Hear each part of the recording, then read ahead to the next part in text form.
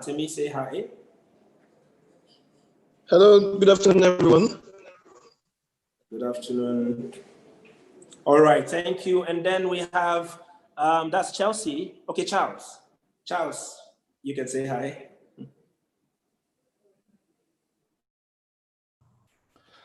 Hi, everyone. How are you doing? I'm Charles, and this is...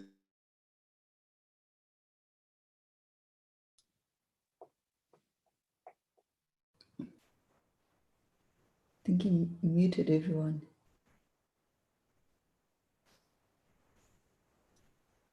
Hello. Hi, everyone. This is Charles. Hi, this is Charles. My name is Charles, and this is Tandy. Hi, everyone. Yeah, thank you for having us. We're excited about the discussion.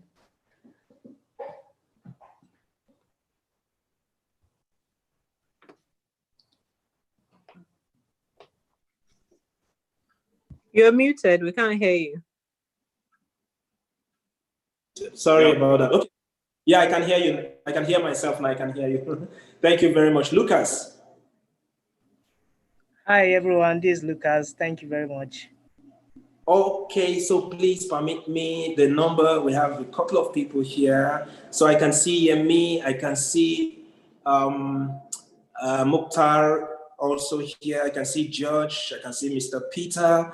You know, please, I just want to, sorry, we have this discussion to dig into, so we may not have the time for everyone. Thank you very much for joining this section. So we want to go right into the business for today. There's a short film currently screening on YouTube. That film is titled, Where is Nana? Where is Nana is a film on, of course, it's a film on leadership. It's a film on politics. And then we have a couple of other films that are currently screening too. Where is Nana actually premiered? This is actually more like the world premiere of Where is Nana. That's why we're spotlighting the film. It's its world premiere. So currently on YouTube, the film is screening. I would want the technical, please, you can drop the link of Where is Nana here so we can all be able to see the film.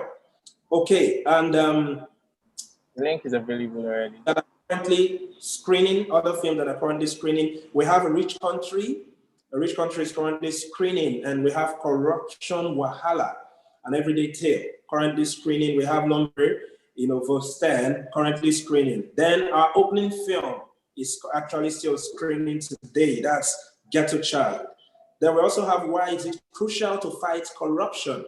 Transparency. That's an amazing film too that is currently screening. We have Tomorrow of the Dakota Community. Tomorrow of the Dakota Community screening. We have Alavanyo screening. We have In 72 Hours screening. We have Trapped. We have Nigeria's Lost Generation screening. We have Red Burton screening. Yes, We Can screening. Two Dead Government Officials screening. Redemption screening. Black Money screening. Now, I had to mention this film because I want you to specifically watch these movies. These movies are very amazing movies. We had 4,731 films that entered for the festival. Out of 4,731, only few films made it to this festival. Now, those films must have been amazing, outstanding to be here. And the reason we're talking about these films is that the filmmakers who made this film are the real MVPs. They are real change drivers. So we also want to celebrate them. We want to celebrate their work, and it's a platform to tell everyone to see this film, to appreciate the film, and to also help spread word about these films. So to drive our conversation today, we want to start with our panelists. They will help us drive this conversation. Somehow we should have started maybe 10 minutes earlier, and it should have given us the opportunity to queue in so you can watch the film that is currently premiering, because the film started premiering by 4. So even if we dig in right now, would have lost maybe about 5 to 10 minutes of the film. So I would rather you watch the film from the scratch, and also some of these films I just mentioned. So we want to go into the panel section. So how it's going to go is this. We dig into the panel section. We ask our panelists a few questions, which they will respond to. And when they respond to these questions, we will then be able to navigate from there, okay? we'll be able to navigate from there. Sorry, someone is sharing screen. Who's sharing?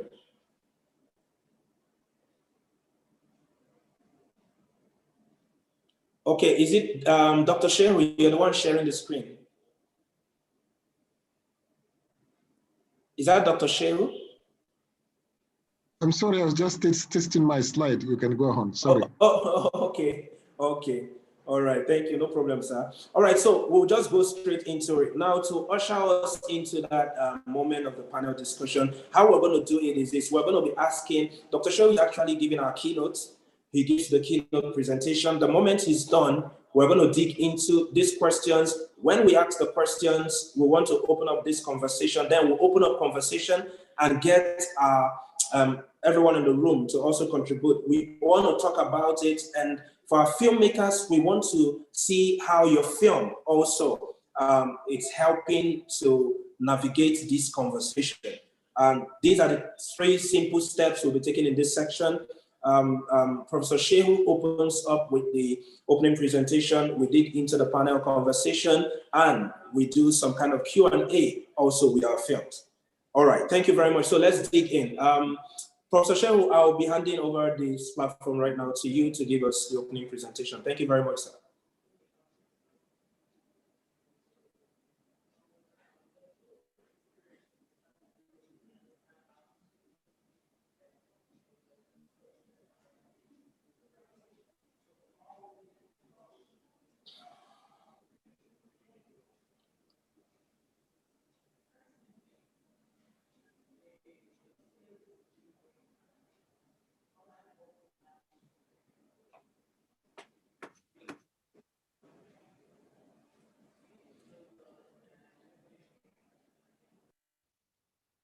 Can't hear a thing. It's all gone silent.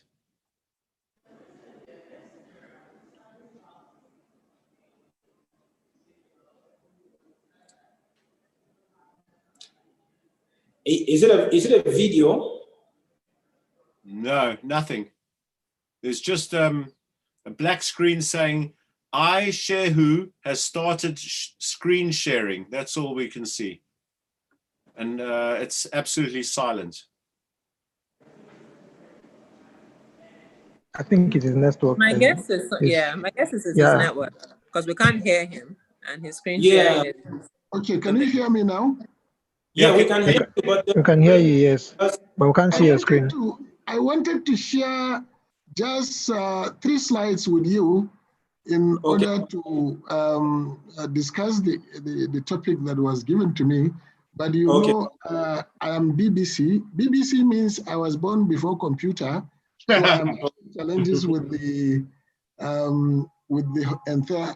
Well, I'll have to log in again probably to get to where I want to. Just give me 1 minute to log on again, please. Okay, no problem, sir. That's fine. Okay. Okay, no problem, sir. We'll give you about a minute to come in. Okay. For every other person in the room, please just bear with us. Let's give Professor Shehu a minute to recalibrate his system, his network. While there's this brief, silence here, no one's really saying anything. Who wants Biden to win and who wants Donald Trump to win? You just want a rocket. Joe Biden. Yay! We all want Biden. Yeah, Biden. We don't care who wins. We want sanity. We want good leadership and sanity in the world. Exactly. Yeah, true. We don't care who wins. Precisely. That was one of the best things I've heard, for a long time. We need that badly. Stop sharing, Professor Shehu. Okay, now. Yes, good. Okay, so we can continue our conversation. I'm coming. I have to get to where I have to select. Okay, so sir, Mr. Gary, you said you want Biden to win. Yeah. You want to know why? I want to know why. Gosh, now you've got me.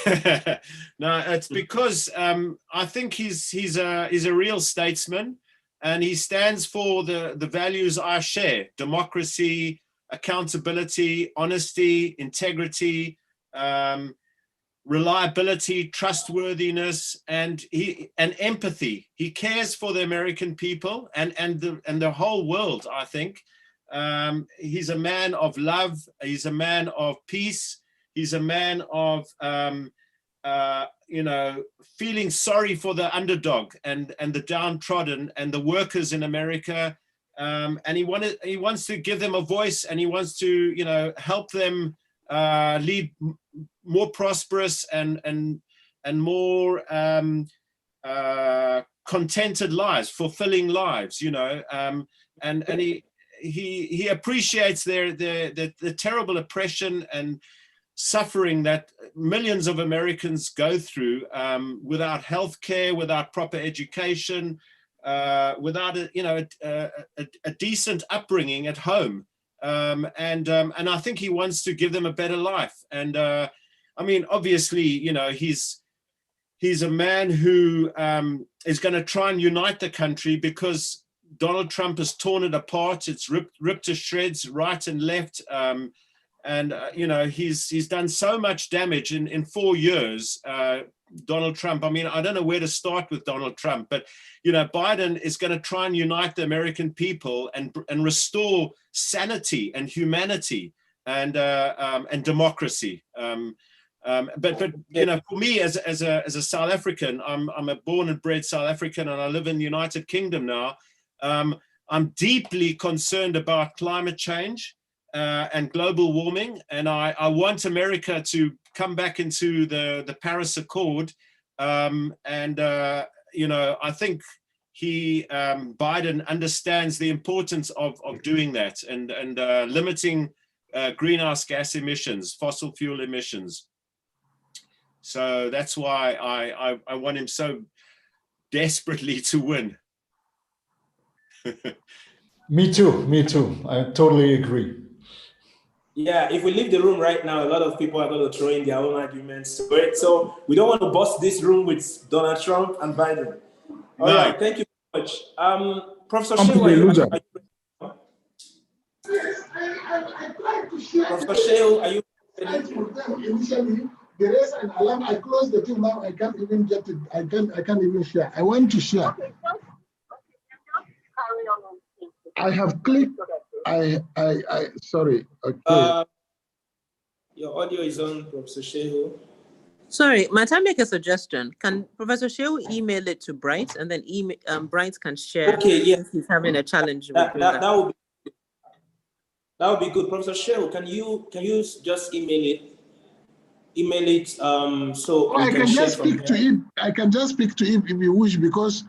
Okay, fine. Yeah, if you can speak to it, then let's go on. But let's speak to it. If I can speak to it, that is fine. That's fine. Yeah, very fine. Okay. Well, good afternoon, everybody. And I'm very sorry I couldn't get this fixed, but I will send it to somebody so you can handle it. I was successful in bringing it out initially, but now that is not the case. I was asked to talk about building accountable systems and leadership for a corruption-free society. I do not know the objectives of the organizers for this topic, but I have 3 slides that I will talk to bring out the point regarding building accountable systems. The first issue I would like to address is, what is an accountable system? There are several you can cite examples with. I cannot regurgitate what Gary has already analyzed, because he has gone deep into political issues, and they're all related to having an accountable system. The first thing is having a democratic system. Having a democratic system has the expectation that the system will have checks and balances, and therefore it is going to be accountable to the people. But is that the case? Is that the reality in our countries and in Nigeria in particular? The second thing about having an accountable system is conducting election. There is a general belief that when you conduct elections, you conduct the right people. And therefore, the expectation or the assumption is that elections will be clean, fair, credible, and transparent. Is this the case? If this is not the case, will conducting election really be an accountable system for us to emulate? The third one is having political parties. The assumption is that having political parties will allow you the freedom of choice, whether you are choosing between the right and the left or between other options. At least it gives you freedom to choose to associate the kind of mechanism that you are going to use in order to produce leadership, a leadership for development, leadership to promote a society that is free of corruption. But has the experience shown, for example, in Nigeria and most African countries, that having political parties is enough to say that the political party is an accountable system? Does a political party account to its members as often as expected? If that is not the case, then we have a question mark. The fourth factor is having a democracy. A bureaucracy, I beg your pardon. Having a bureaucracy like the civil service, it is expected that there are checks and balances in a bureaucracy, that somebody will not overstep his or her bounds, and therefore things will be done according to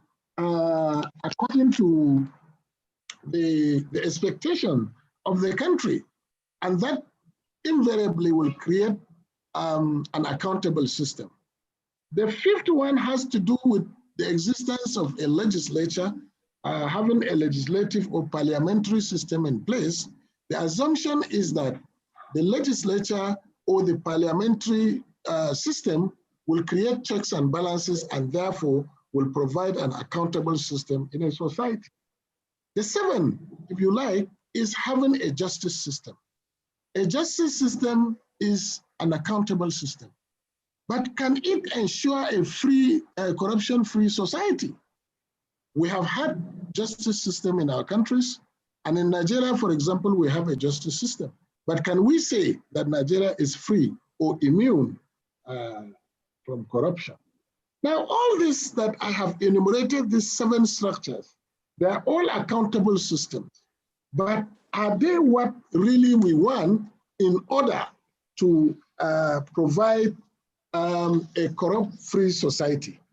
If no, then how can we build accountable systems? That is the next question I'm going to address.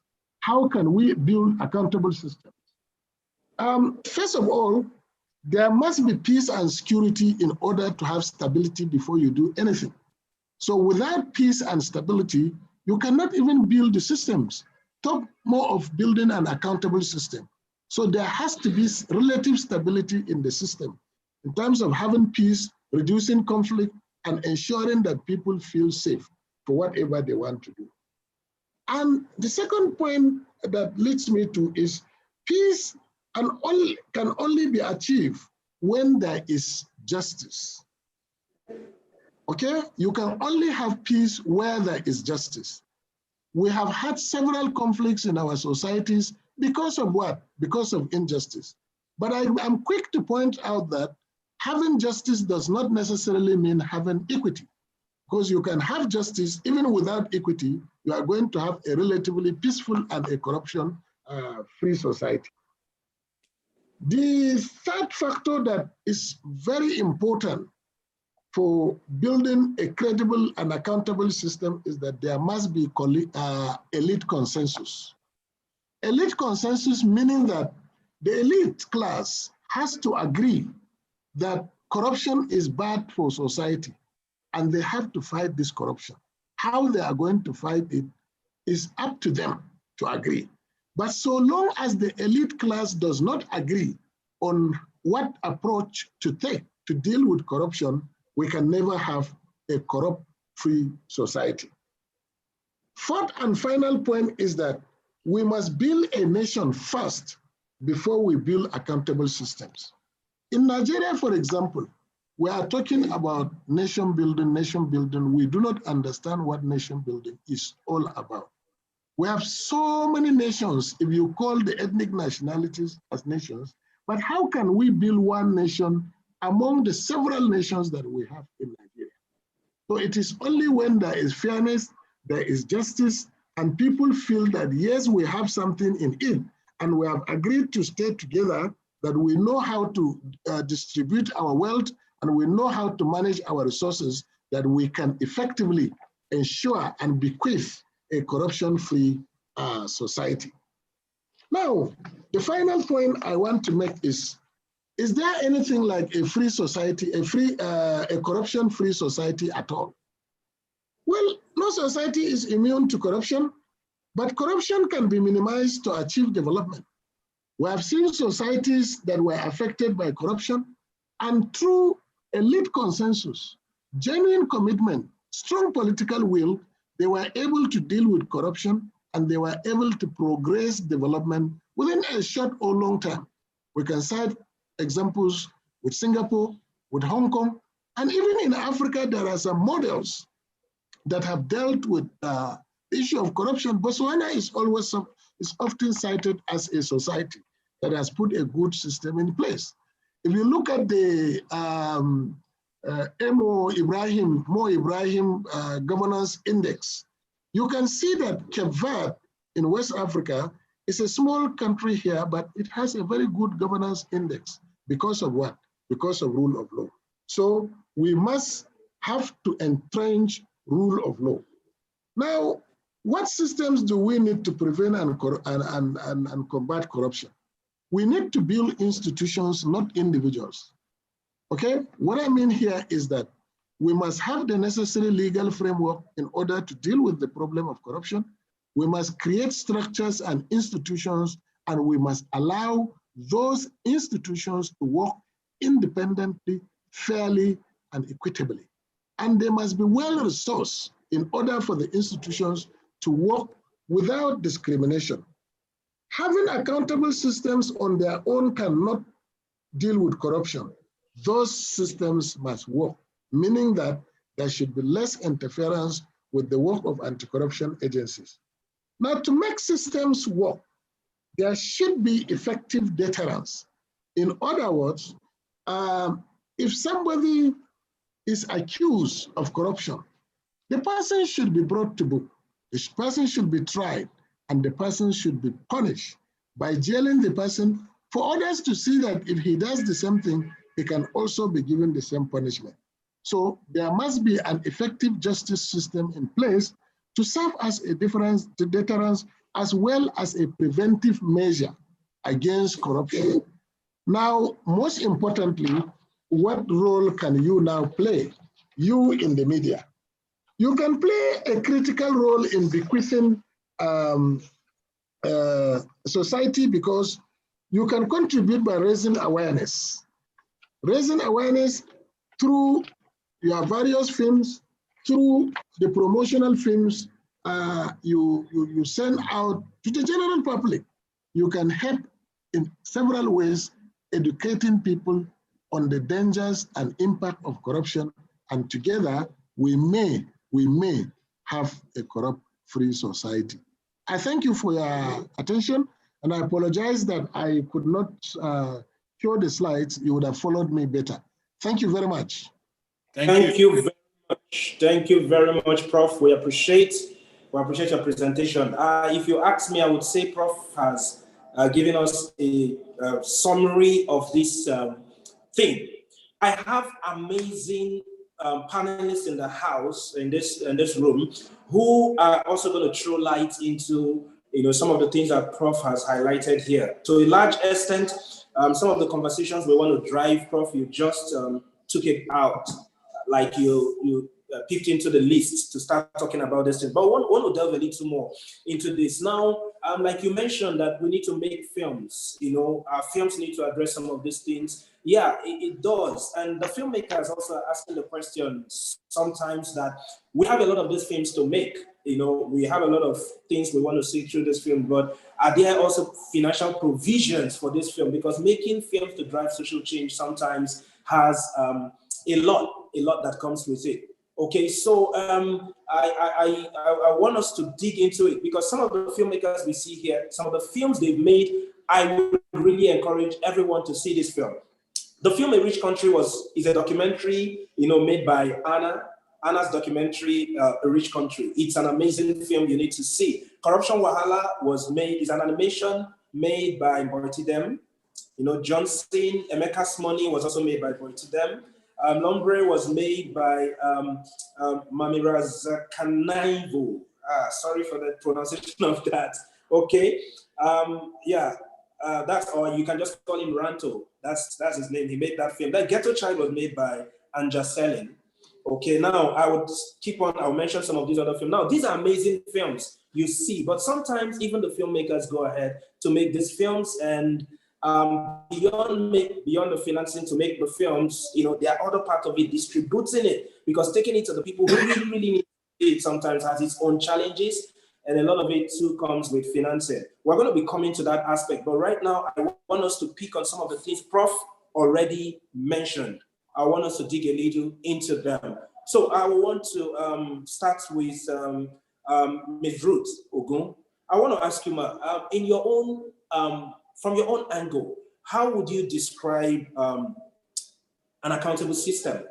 Prof already touched on it. We're not just going to repeat it with everybody, but we also want to hear another angle to that conversation. What would you describe as an accountable system? Leadership will follow, but what would you describe as an accountable system?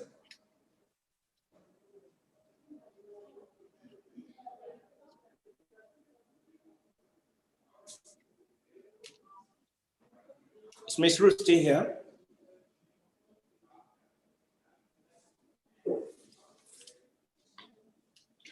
Okay. No, she's not. Okay, she's not. If Ms. Ruth is not here, then I'll move over straight on to Yemi. Yemi, please take over the stage. What would you describe as an accountable system? Hello? Hello? Hello. Ms. Ruth is here. We can hear you. Yeah, we can hear you, ma'am. Oh, Okay, wow. thank you. I see my iPhone. I'm sorry. Now, Okay. when we talk about accountability, we are talking about a process where leadership is open, leadership is seen, leadership is known, and people can relate with leadership. People can come around leadership to find out what's going on about the common trusts that have been given to a leader. So accountability therefore implies that functionaries, maybe government functionaries, are prepared to account for their actions at all times, and also account for the trust that have been given to them in the position they occupy.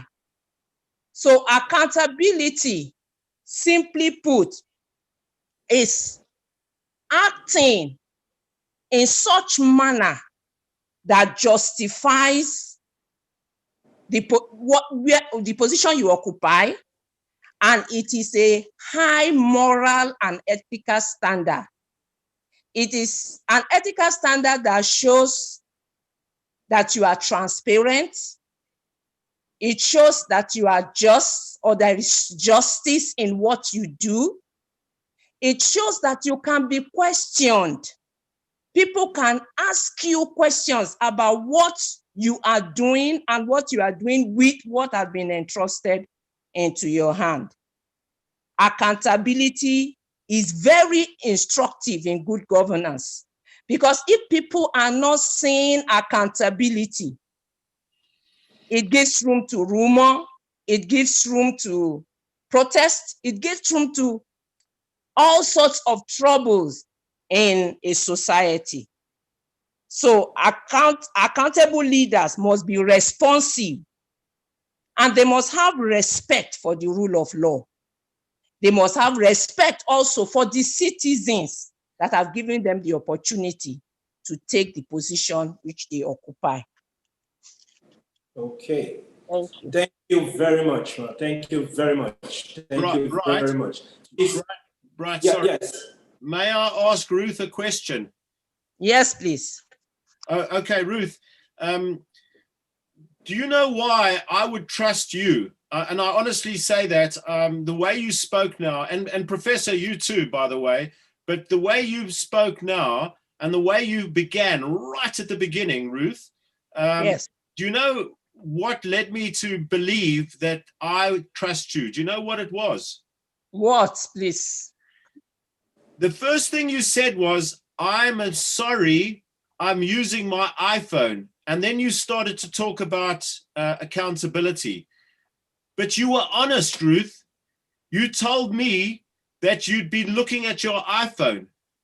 And I trust you because you were honest.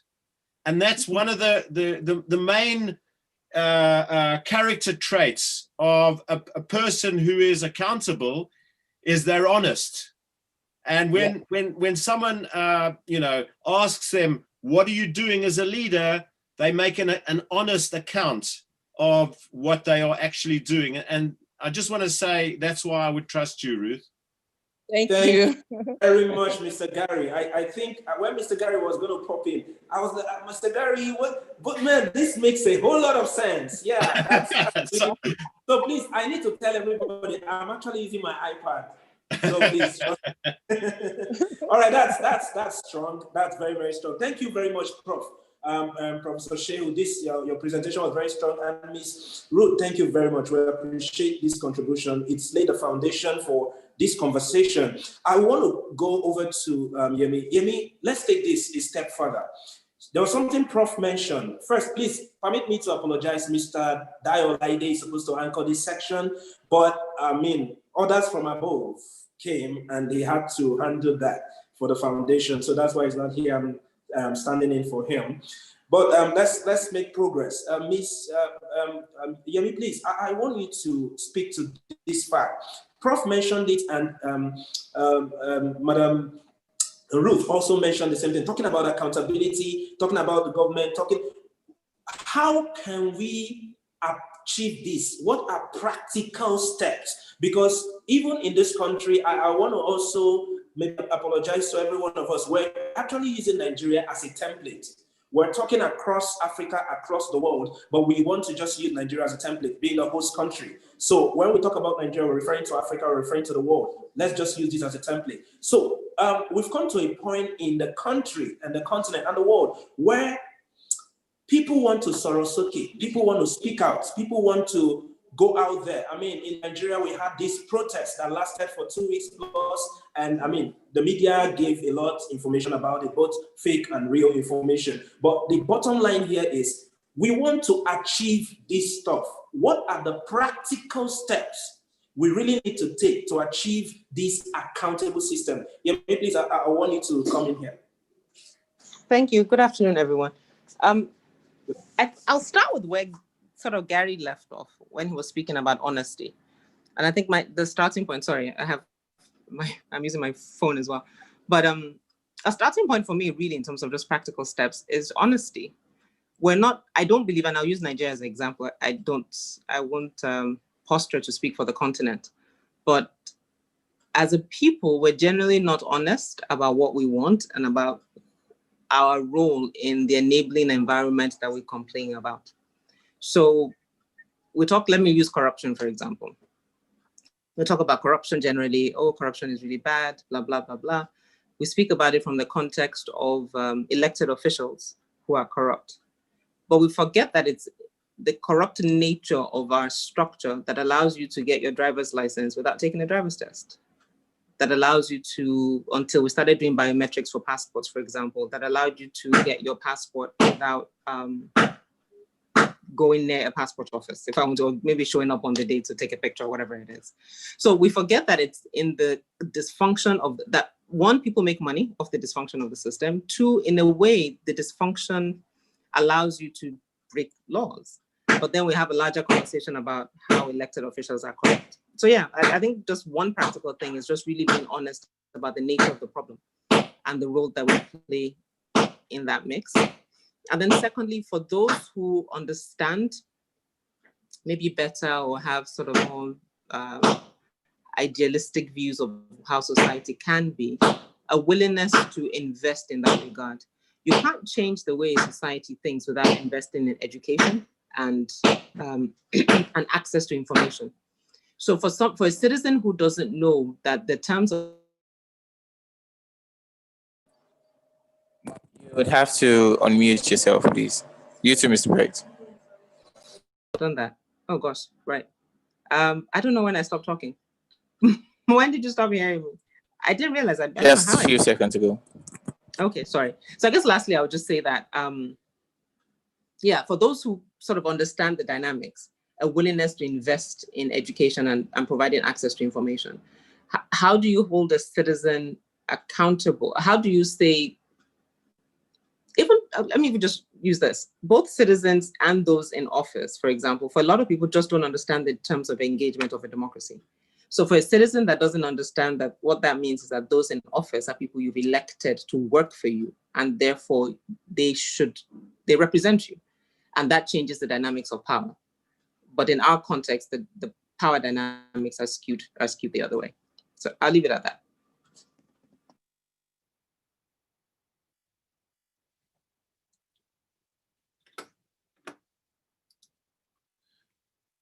Bright, you've got to unmute yourself.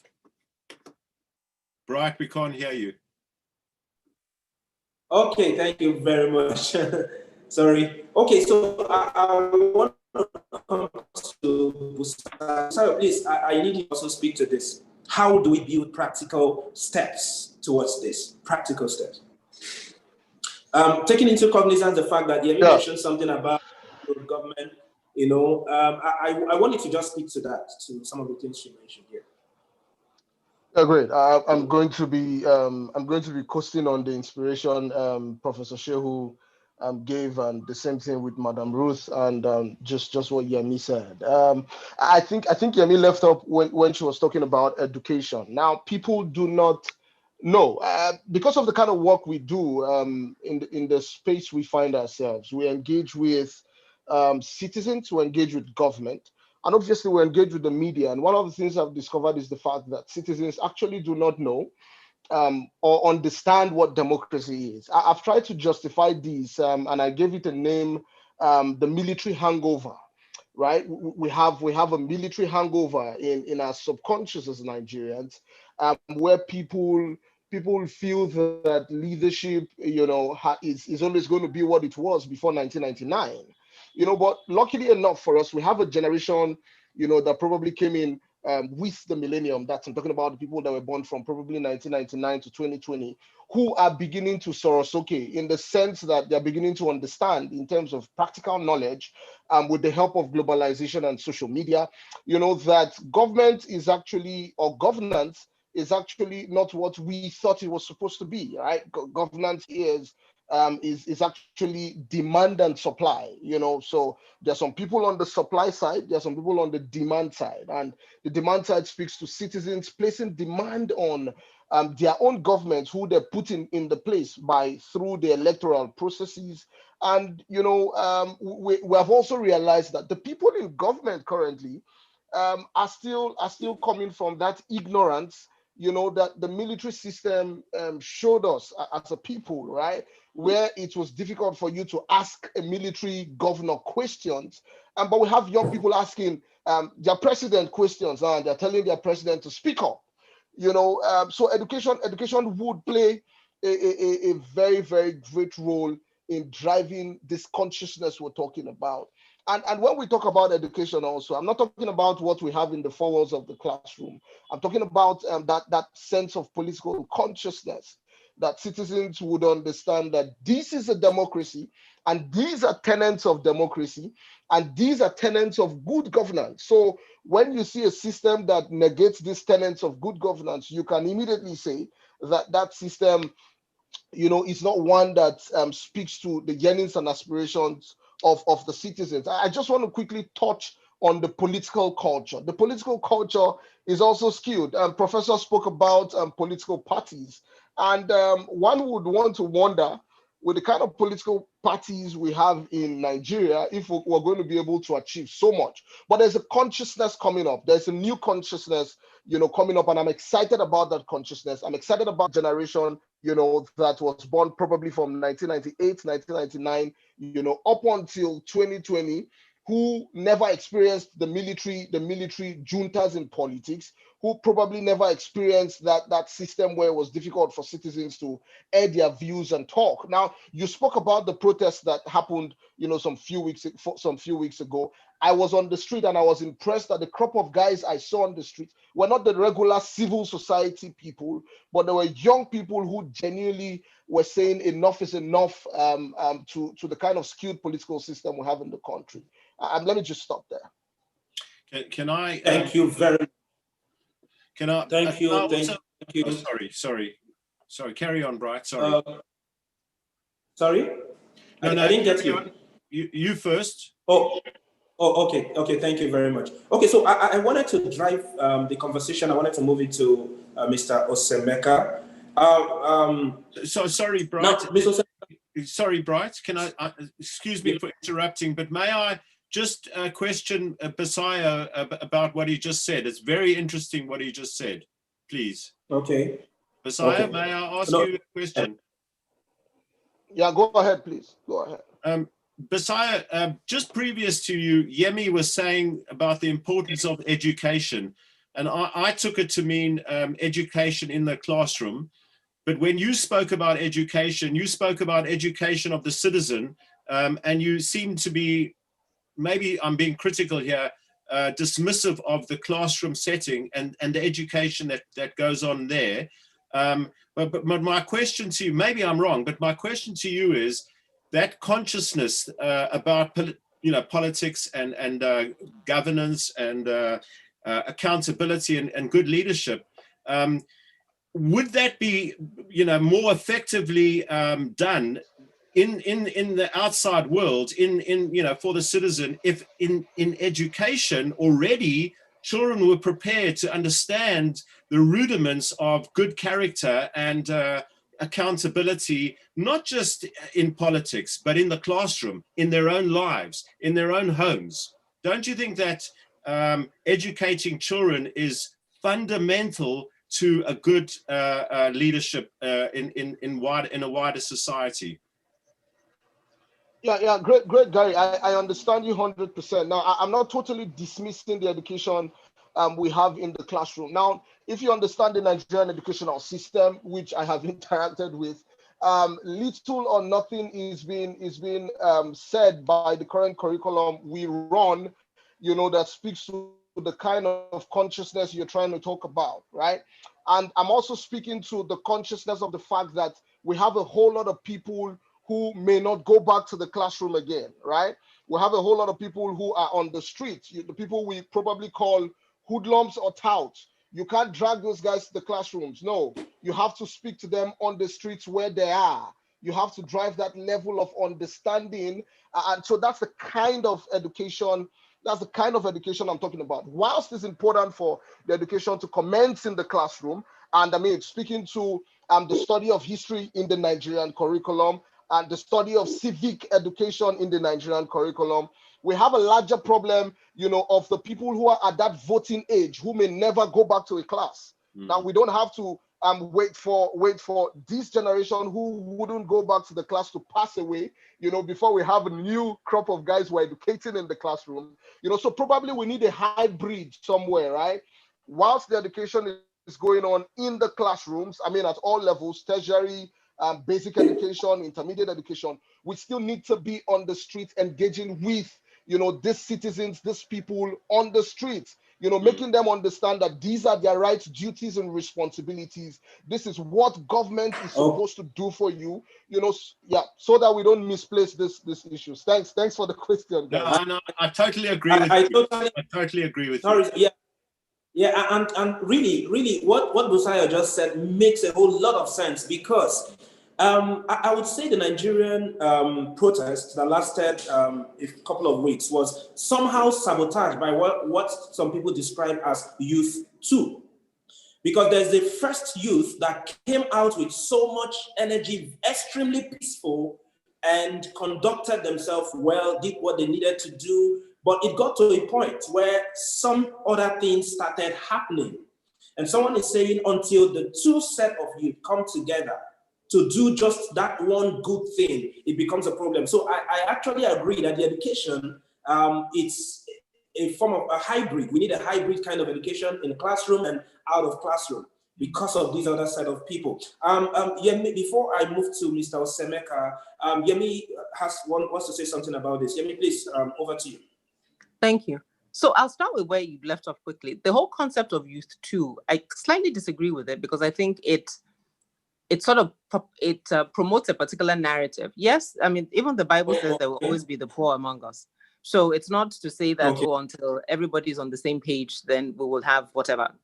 Protests, movements across the globe, you would have people who want to take advantage of it. But for me, this were particularly deliberate in the sense that a lot of the thugs, for example, that we saw that came out were sponsored by politicians. And so when you have politicians who sponsor thugs to come and hijack a protest, and the security apparatus of the state does nothing, literally allows them free rein, not even allows them free rein. As we saw in Abuja, some of them were coming out of police trucks. Some of them were discussing with police officers, collecting money for police officers to sabotage a protest. That's a completely different dynamic around youth too, or whatever their motivations are. So you start with a peaceful protest, then you start with state agents instigating violence against a peaceful protest. Then of course, those who are then on the lower end of the socioeconomic strata just see a free for all and then see an opportunity to get in. So just the sequence of that, wanted to sort of clarify that a little bit. But also to Busayo's point, I think Gary's point is really spot on in terms of what is ideal. What is ideal is that you have a curriculum that speaks to development. So you have a curriculum that speaks to educate not only on civic rights and responsibilities, but also speaks to a larger vision for the country or for the nation. Nigeria doesn't have that. So to Busayo's point, what we need to do right now as a hybrid is that because our curriculum is even lacking, civil society organizations, religious institutions, community engagement must be deliberate about teaching these things so that citizens understand. And while we're doing that, to Busayo's point, then work as well to ensure that your supply side of the governance tripod have people that when they get into positions of leadership or office can then tweak our curriculum so that we get that base in the curriculum. So right now, before we even get to hybrid, we need to do a lot more, if Busayo calls it street teaching, but a lot more out of, I keep saying that religious institutions are the best platform to do that because our president speaks maybe 4 times a year.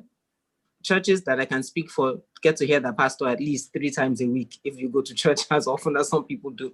And the mosque, the same thing. So that needs a lot of things outside of the classroom needs to happen first. But then when you get a curriculum within the classroom that then makes sense, we will then run a hybrid system for a while until primarily the classroom becomes a base for education, and then civil society and other groups are more supplementary rather than at the core of education. Thanks. Okay, thank you very much, Yemi. I quite agree with you. As much as personally, I will not take the story about the youth 1 and 2. Sometimes when things like this are said, you want to look at the angle from which, or you want to pick from an angle. I just feel, as we're saying, we need to educate. I also feel that a lot of those people who are used as these thugs and all that, if they know better, they are likely to act better. So it's still in line with us trying to say, let's educate. If we educate people properly, the more people are more informed, the more they are likely to do the right thing. Even if they are going to be bribed, they're likely to do the right thing because they are more informed, more educated. But I want to move forward to Mr. Osemeka at this point. Mr. Osemeka, please. A lot of people would say government, it's responsible. When you talk about leadership, you say government is responsible for what is happening currently. If we don't have accountable systems, if we don't have accountable leadership, it's because of the type of government we have. What's your take on this? What do you think the part of government is in this and the part of the citizenry? Okay, good evening once more. Thank you for inviting me. Howbeit, I think I should be the last person that was invited a few hours ago. So it's a privilege. So to the question, and thanks to everyone that has spoken before now, it's quite engaging and quite interesting. I think the Nigerian situation is a bit peculiar, if I can use that word. Sometimes it's a mixed bag. Sometimes you understand it, sometimes you don't understand it. Sometimes you take a particular route, thinking that you're already on your way to solving the myriads of leadership and accountable, imbalance we have in this country, in Nigeria. And just as you begin the journey, you realize that you're actually on the wrong route. Like someone said to me sometime back, he said to me, if you get a Ferrari and you begin a journey to a particular destination but using a wrong direction, you will never get to your destination no matter how fast you've gone.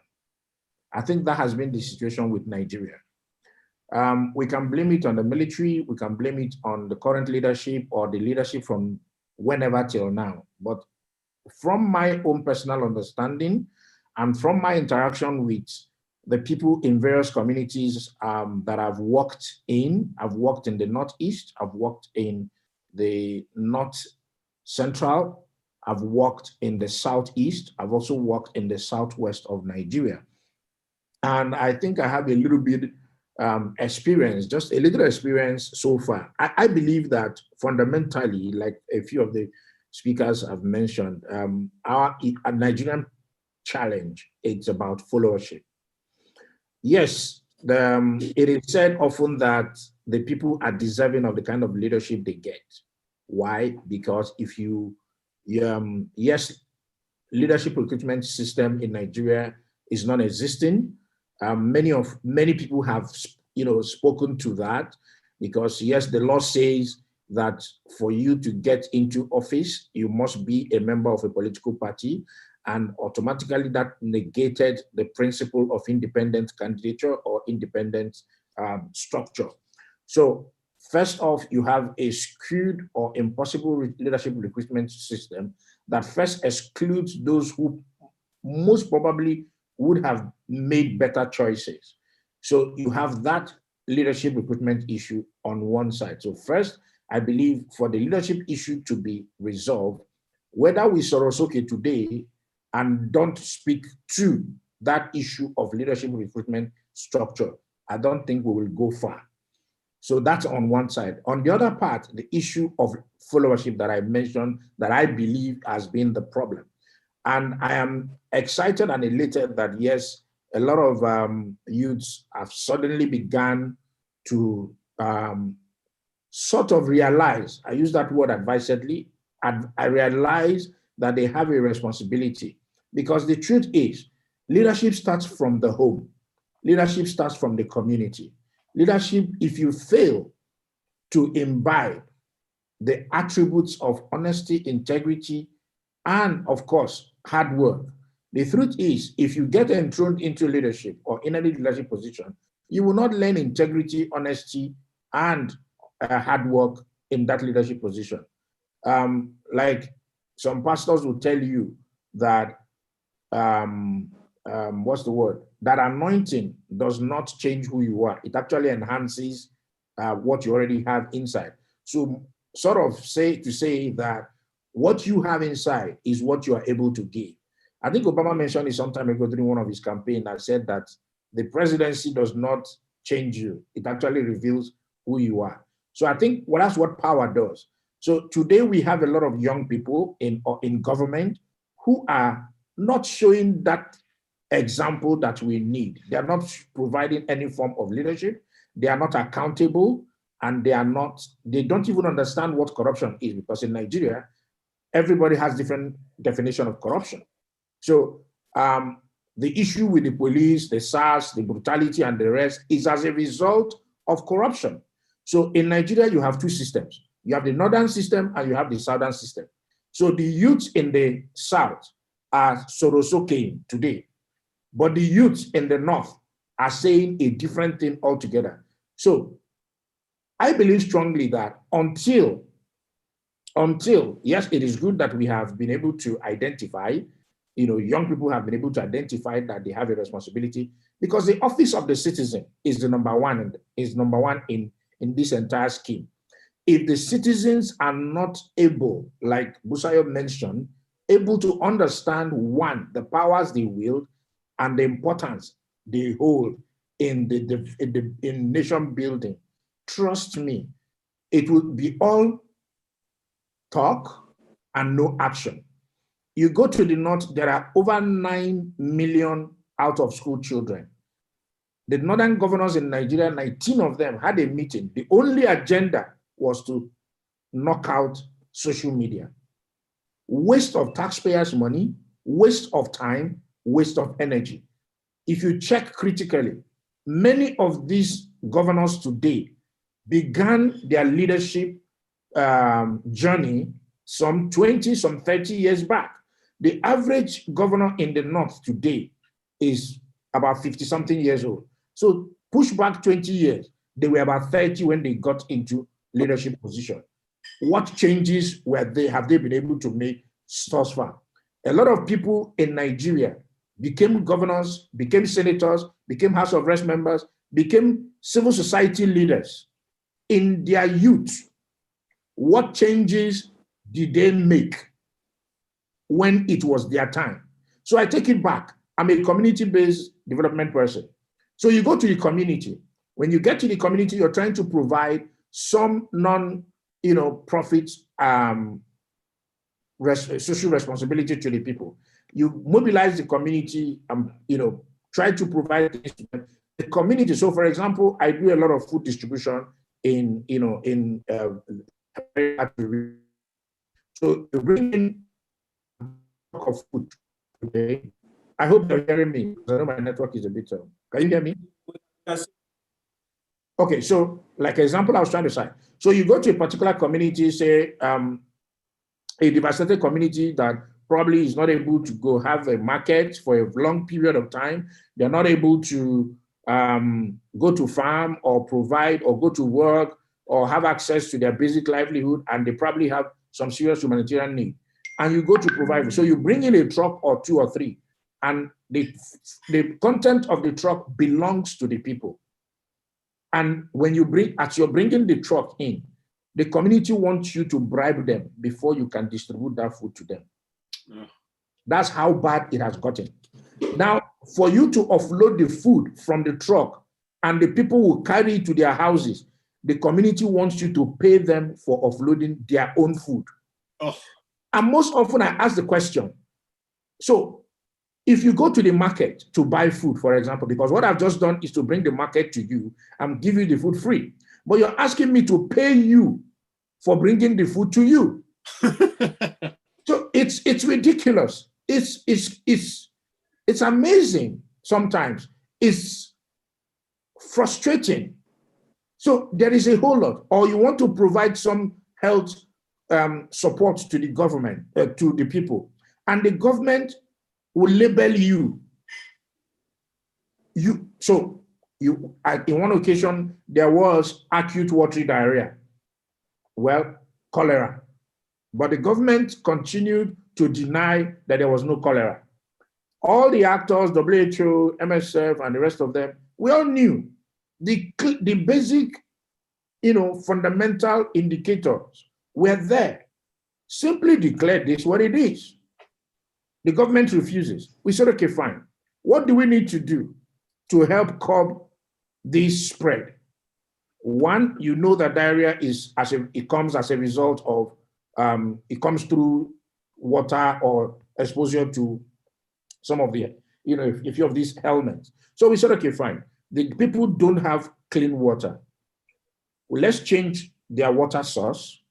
Let's bring in fresh water, do some trucking for some weeks, and improve what you call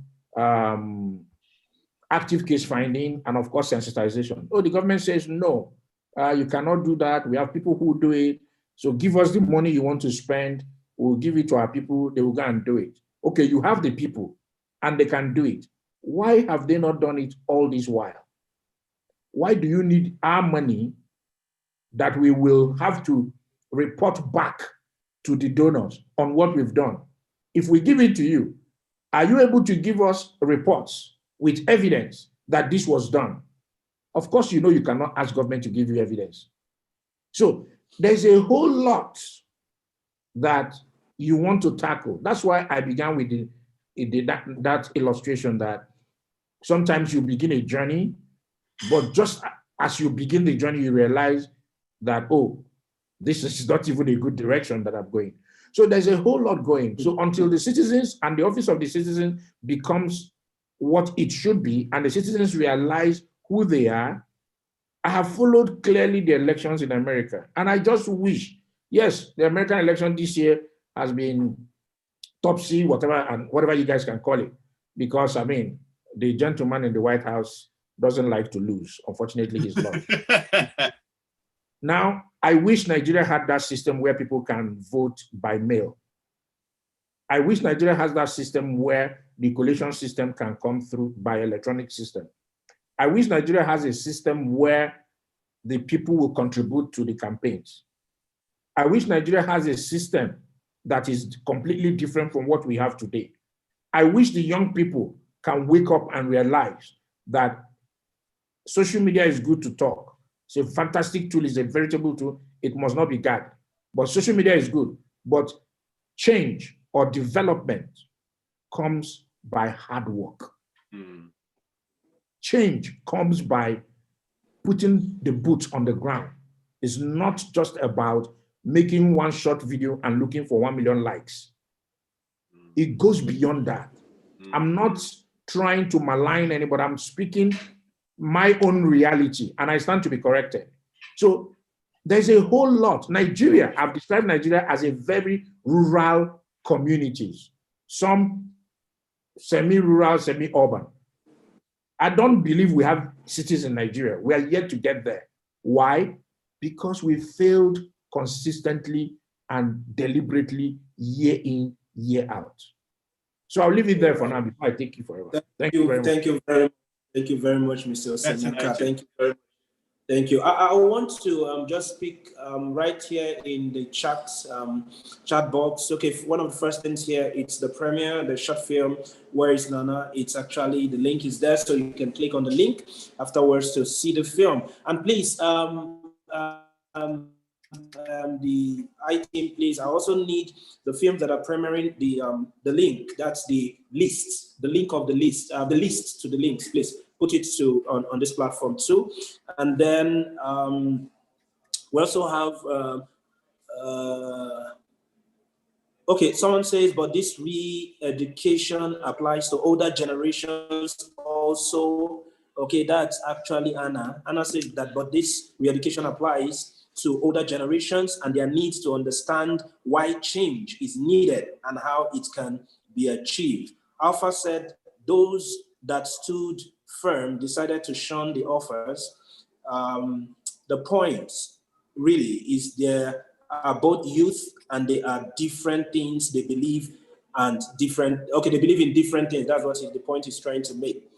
Okay, Sasi Yamo says that all well said. I also think that it is very important part of this, which has to do with the foundation upon when whatever we build is laid. The place for the family can never be taken away. So we can't take away the place for the family. Yeah, and I mean, someone already said that we need to start from home. Okay. Okay, I think someone was trying to speak to what Yemi said. Say some of them, I think talking about the youth 1 and 2, said some of them were offered money and promised fortunes and they held their position. We even say the whole call for leadership that they didn't bow to, but the others just believed it's either religion or ethnic oppression. I think that still brings us back to the fact that we need to educate. We really, really, really need to educate. I think that's what it's still bringing us back to. Okay, at this point, as we begin to round up the this section, because we have great filmmakers in here who has made films that are speaking to some of these things. So before we summarize, before our panelists will summarize, I want us to just take a few of them. Anna, can your documentary, A Rich Country, can you tell us what's the inspiration behind A Rich Country, and what is it exactly you wanted to address with respect to it? Because I personally saw the film A Rich Country. What is it specifically? Because now the reason we're holding this platform, this could have happened anywhere else, but we are filmmakers, so we're telling ourselves that film has the power to bring about behavioral change. That's why we're here. And most of the films that are screening in the festival are films we believe have been designed for impact purposes. So tell us, what's the inspiration behind your film, and how much have your film been able to achieve with respect to this subject? So hello, my name is Anna, just to introduce myself. So the original idea for the film, I'm currently in the UK, but my family is originally from Mozambique. My grandparents live there, all their brothers and sisters, aunties, everyone lives there. And I knew for my thesis film that this is an opportunity that I'm privileged to have, like being a Black woman here in the UK, like that you see the things that you're not benefiting as much from a lot of my counterparts, especially when I started studying film. And I thought that this is an opportunity that I had to kind of take. So I self-funded it, and it was just me and my cinematographer, Colleen, who went. We stayed with my grandparents, and the original story was going to be about them and about what they went through during the War for Independence and after Mozambique became independent, and how the change in politics there made it somewhere that wasn't really safe for them to be there and to raise a family. Like there were no doctors and schools for my mother and her sister, so they'd moved to Portugal. So that was the original story I wanted to tell. But whilst we were there, we had a family friend who was driving us around. We were in Nampula, which is a city further north in Mozambique. So she was kind of just driving us around, and we would listen to the news. We'd watch the news, we'd listen to the news, we'd listen to the radio, and we'd also listen to her speaking and my grandparents speaking, and everyone else would interact with the things they were talking about. And for the most part, it wouldn't be like the conversations we have here. Yeah, we talk about politics, and the politics here, it does affect, politics ever affects people directly, and it can be decisions made by people in higher power can have very dire circumstances to its citizens. But here it's at a stage where it's obviously now with COVID and Brexit, we're starting to see like a more of those similarly kind of corrupt views or behaviors from our politicians here in the UK. But there it was a matter of, we didn't have electricity in the whole city for 2 months. What did our politicians do? Nothing. Our schools don't have enough chairs for children, but they still ask us to give them money for it. And it was just it was just things that she was saying. So one day I basically asked her, do you mind if we just set up a mic and we do an interview? If you just basically tell me everything you spent the past 2 weeks talking to me about. And then it kind of became this whole idea, like the overall message is the idea that Africa as a continent, and a lot of the countries in Africa, they have a lot to offer the rest of the world besides just culture. Like it's a place, a lot of places in Africa have gold, they have diamonds and timber and music and clothes that benefits a lot of the rest of the world. But why isn't that shown directly in Africa? Like, why do we not see that in the infrastructures in place in a lot of these countries? Why is it, how can a country that exports gold not have roads connecting its main cities together?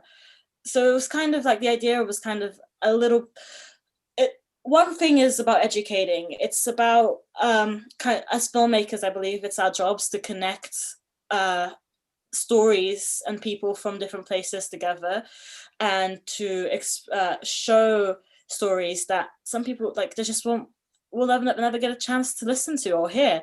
Not like a lot of my colleagues that will never get a chance to have these conversations about what's going on outside of the borders of the country that they're in. So that was what I was trying to achieve in my film. Sorry, so yeah, that was what I was trying to achieve with it. It was to educate, but sorry, and like I said earlier in the chat, it's a lot of we are talking a lot about educating the youths and everything, and like it seems a lot of conversations are about this age range, just like 16 to 25 kind of age range, but we also have to understand that it's not just those who need to be educated, but it's also everyone else who needs to be educated, because the world has moved and changed very fast in the past 20, 30 years. And there's a whole generation of people who have beliefs that worked in the 70s or the 80s, but that's not how the world is anymore. And I think as a society and as a culture, especially in terms of filmmakers, we're kind of working and educating people beyond just, like, education doesn't end when you finish school, it continues on as you go through life. So how do you kind of continue that going forward, especially as the way we consume our media changes? Okay, permit me to jump in. But Anna, generally, how has it done so far? You know, in advancing this conversation, how has the film done so far? As in, how well has the well, that's actually my first festival. I actually originally did the film for my degree, so I did it not necessarily for any kind of monetary value, but more of to kind of put this message into a visual and have it being able to share it with people. So at the moment, I find that like I've been able to share it within my circles and within I know it's been shared within like people who check into my institution's degree shows and everything, and I think that's kind of offered like we're currently in Norwich, and this kind of story isn't something that people in Norwich will be very much aware about. So I think I've seen kind of like I've heard people kind of when they see the film, they'll kind of talk about like, it's not that they didn't know things like this were happening, but they really think like, I didn't think this is how things were in places, and I didn't think I'd be able to hear about that so close to home. Okay. I think one of the sections we had this morning, which is very important to those of us who are very passionate about making films to drive positive change. We had a section this morning with University of Cape Town, South Africa. They had an impact series. I think one major conversation that I've run through these 2 days of that section is about impact design.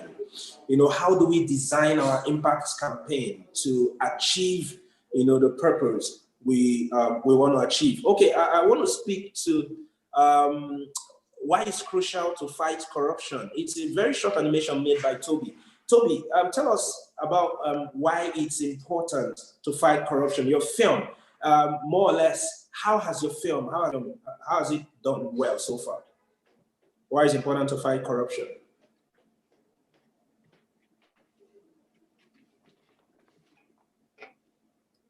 Hello, Toby. Is Toby still here? Okay, while we're still waiting for Toby, one of the other short films that did that is the film made by Charles. Charles, your film, that's Two Dead Government Officials. Charles, tell us about that film. We are very, very impressed too with your film. I mean, talking about this conversation, every film we brought on this platform is because of what we saw in the film. So your film is one of the films. Tell us about Two Dead Government Officials. All right, thank you very much, Bright. So I'm the director of the film. This is Tandy. She's the writer and also producer. And so the film. Hi. Yeah. Well, she wrote it as a play first, and it was best script in South Africa, and it was also featured at a film school as their final year project. After, I don't know if you know, after the final years, they did it as their final project. Final project for the play. So we then decided to adapt it into a short film, and maybe she can speak a little bit about it. Yeah, I think with two dead government officials, it's more like highlighting the complexities surrounding the solutions to corruption. It's more like on the one hand, you need extreme measures. On the other hand, it's like how extreme is extreme. And also considering that, the assumption is always that you're dealing with rational people when you're dealing with corrupt people. But we need to understand that these are people who are willing to kill, who are willing to do anything to stay within power so they can remain corrupt. So the solution is not as simple as we might like it to be. And some solutions will create other problems. And so it's just more of highlighting the layers of complexity that are involved in trying to fight corruption. Yeah, and maybe let me describe. The film takes place in real time. It's 22 minutes, but it takes place through 22 minutes in the film, where we have the Minister of National Security. So we are filmmakers from Zimbabwe. We're currently in the United States. So it follows the Minister of National Security, a lady called Immaculate, and she's been vying for a law that declares corruption to be punishable by death, right? To be a capital crime. And until on the day before she has to sign this law, and it's been a fight being a woman in politics. And the day before she has to sign, she's called and she's told that her adopted daughter has been caught at the airport trying to bring in drugs into the country. Yeah, trying to bring in drugs and also and has bribed the customs officials. So if she signs this law, then her daughter has to be killed. Now within this 22 minutes, is trying to come to a choice on what to do and to explore the complexities of what corruption is and what motivates people to do what they do. Because if we don't understand the psychology behind corruption, and also if we tend to look at it as something that these people do and not realize that ultimately corruption starts with everyone. And when corruption is at the top, corruption trickles down to the bottom, to the guy selling tomatoes on the road, I heard the previous speaker was talking about the communities saying, pay us to bring your food, to feed us. And you'll find that everyone ultimately becomes corrupt. So if we don't address it at its core value, at the core issues, and if we don't understand the complexities of the psychology behind it, we may not be able to fully address the problem. And I think just to add on as well, one of the layers is some people are corrupt by choice. Some people are forced to be corrupt. So like, for example, we once did there was a time when the police in Zimbabwe were just out of control in terms of corruption. It was just terrible. So we once did an outreach to the police to try and talk to them and minister to them. And one of the policemen said, okay, I might lose my job, but what you need to understand is that my boss gives me 2 ticket books. There's one for the government and one for him. And he tells me, if you don't fill in this ticket book, that he's going to take to his house, I will mark you as you haven't come to work and you will lose your job. So that's why they were becoming so aggressive on the road, because they were saying, as much as I don't want to, I have to, because I've got a family to take care of. So understanding that there are 2 layers there are people who want to be corrupt and there are people who are coerced into being corrupt. And that's one of the other layers we explore in the film as well. Mm-hmm. So the film itself, it's a political thriller. Tandy writes thrillers, and I also love to direct thrillers anyway. So, and it's mostly psychological thrillers. We like to explore the human psyche and explore issues a bit deeper into the psychology behind whatever issue we're tackling with. Okay, Thank you very much. Thank you very much. Thank you. I think one other thing I like about the film is the fact that one of the messages I got from that film is that the moment you want to fight corruption, sometimes if you're really ready, so Yemi said something earlier when she was speaking, she said, we're not honest with what we want to do. That's one of our biggest problems in Nigeria, in Africa, in the world. Sometimes we say these things, but we're not honest. She actually said more here in Nigeria because, I mean, we're using it as the templates to have this conversation, and that's really, really true. So, but from that film, I think one of the things there is really, if you want to fight this thing, it might begin with someone beside you, you know, and so are you ready to fight it? If you're really going to fight it, your mother may go down, your father may go down because they are corrupt. You have to be that honest to deal with that. You know, very, very important. Thank you for your film. Okay, we'll still come back to our panelists. We'll just take these two more. One of the films done, Emeka's Money, Corruption Wahala, was done by Boytidem. Boytidem, tell us a little about Emeka's Money, you know, and Corruption Wahala. Those are two short films you made, you know, and I mean, amazing films also. Tell us about it.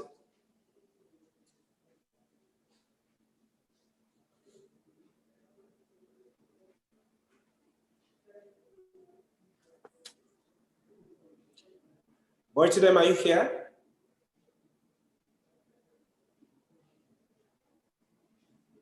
Okay.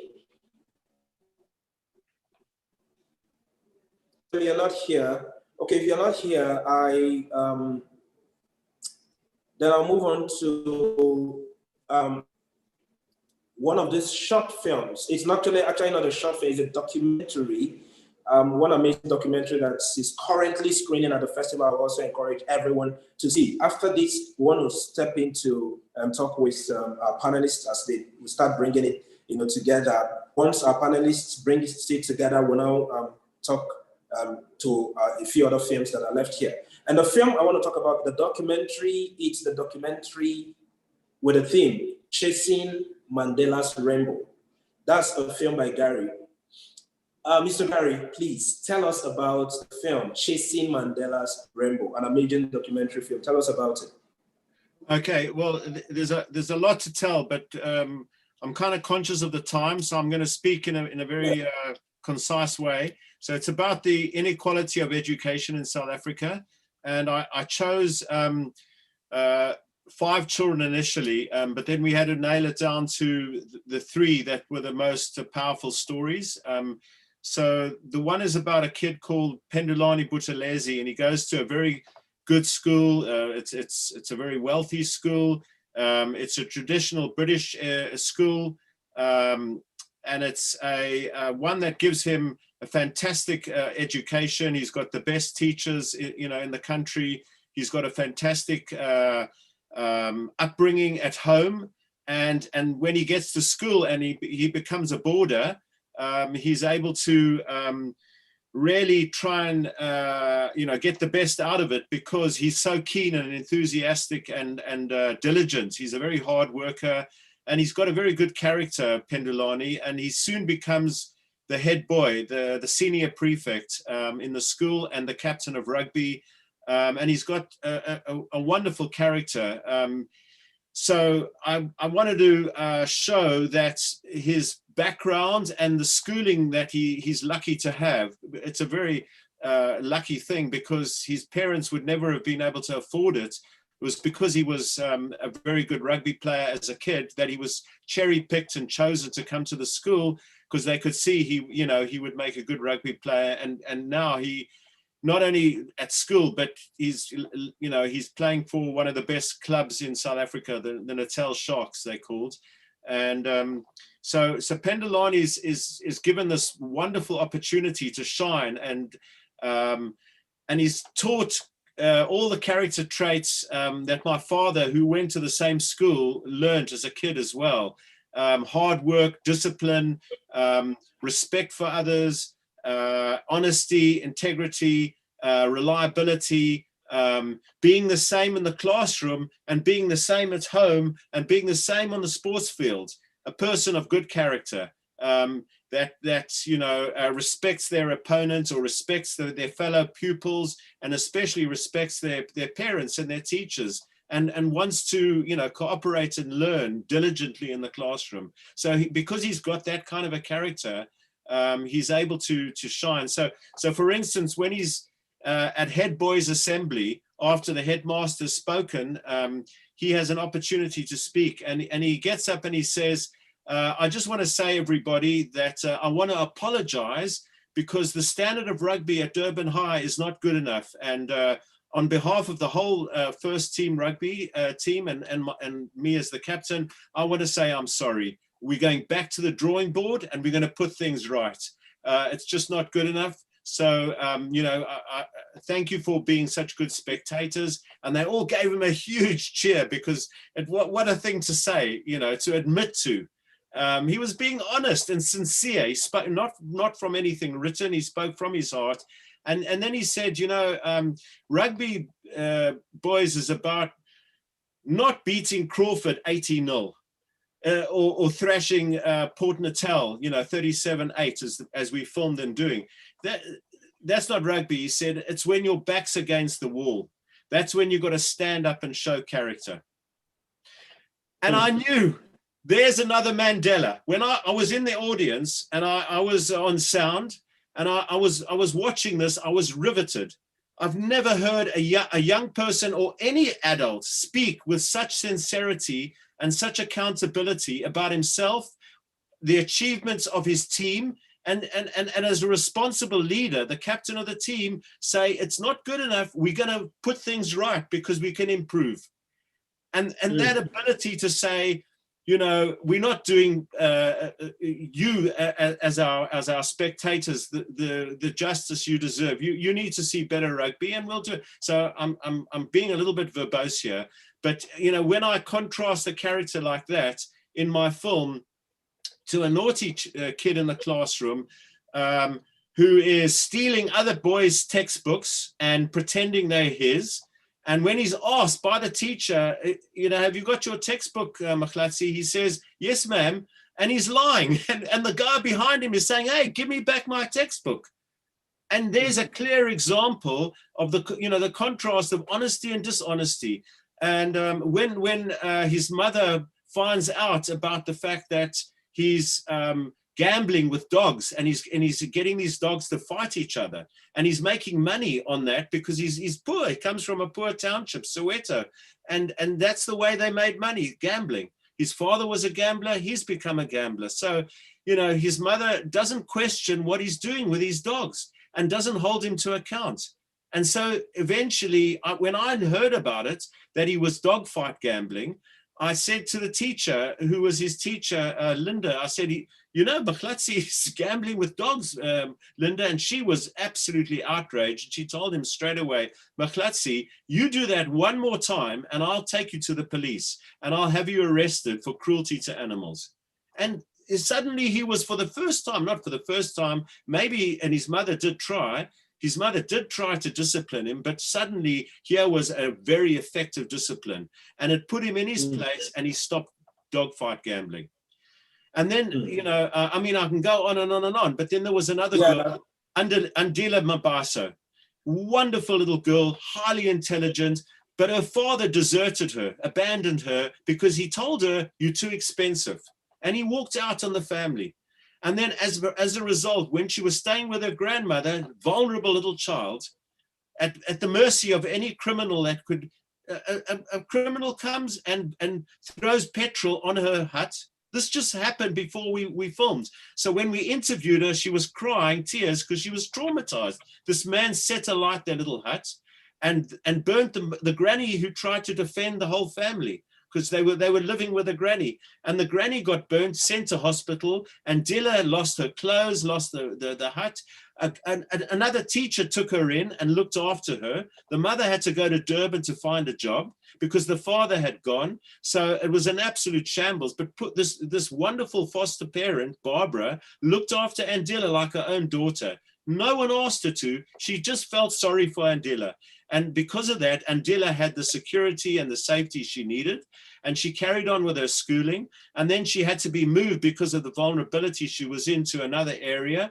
And we found her in a school, reunited with her granny in the foothills in Pietermaritzburg, moved from Eshowe, long way away. And we found her in a classroom with teachers that were authoritarian, that were very strict. So she was frightened of making a mistake. So any mistake she made in maths, she you know, was coming because of her fear of making mistakes. And she made lots of mistakes and was humiliated. And I was getting very upset on her behalf because this poor girl was being humiliated. And then when I had an opportunity, I said, you know, to the teacher, can you explain to the kids, you know, you put on this very good lesson and it's gone, I didn't say, it's gone right over their heads. Can you know, contingency of angles in year 7, can you explain what is 3/4 as a decimal? And she said, okay. And she did it on the board and she tried to get them to help her. And she got to, you know, dividing 4 into 3. 4 into 3 doesn't go. So 4 into 30, and someone said 8, and she put down 0.8. And it was obviously 0.7. It's 0.75. Everyone knows that. But she had an answer, 0.85. So she wasn't able to explain basic arithmetic, but she was humiliating poor little Andila because she was making mistakes, you know, in the classroom. I just thought, hang on, I know we've got very little time, but I just want to make one point. This girl has now moved on. She's really, really very, very much further in her education because she's so diligent and she worked so hard to pass. Pendulani is now gone to university. He worked hard. He was disciplined properly by his teachers. They put him in his place and he was reliable after that. And he got through his exams. He's studying engineering and he's playing for Sharks Rugby. And Dila is in year 10 now. She's going to be a doctor. She wants to be a doctor, this wonderful little girl. And Mahlatsi, he failed that year because he wasn't doing any work. He was gambling and playing soccer instead of that. And eventually, after failing the year, he had to repeat the year, and now he's passed. So he learned his lesson by being failed in an exam, and now he's got through, and he's writing his final year exams. And you know, I just wanted to say that leadership and accountability, to summarize, begins at the home, and it begins, and it doesn't end at the home. It also is developed in the classroom and and on the sports fields. And if you've got good parents who teach you right from wrong, who teach you to be honest, who teach you to be leaders of yourself, and who can conduct yourselves properly and collaborate and work, you know, in harmony with others and help others and love others. If you've got parents like that, and if you've got teachers like that can further that understanding of leadership, then you've got a chance of building a better society when you get to, you know, to the outside world. Thank you very much, Mr. Gary. Sorry, I went for too long. Yeah, Mr. Gary, from the very first time we spoke, I know you're very, very, very passionate about the work you do. And I mean, for filmmakers who want to make social change-driven films, the truth is, if you're not passionate about it that much, you might not be able to make that film, make it well. So thank you for sharing your film with us. Okay, we'll begin to round up now. I want to throw this question to our panelists as they take just about a minute to round up. Now, there are very few things we just have, you know, we want to talk about. Now, we've talked about some of these things that are bedeviling growth in the country, in the continent. At this point, I would want to ask, now, what do we need to do? You know, one of the questions I asked the other time is practical steps. Now, the filmmakers who've made these films, one of the things I also want development experts who are here, people like, you know, Yemi is a development expert, Busayo, also Mr. Osemeka, he is Prof. This is something you've been doing, you know, for years. So we want to know also as filmmakers, because it's one thing to make a great social change film. It's another thing to have cut it right. Because really, really, film has that power to change the world. For me, I would always share with my colleagues that I think one of the strongest social impact film that I've screened in recent time is Black Panther.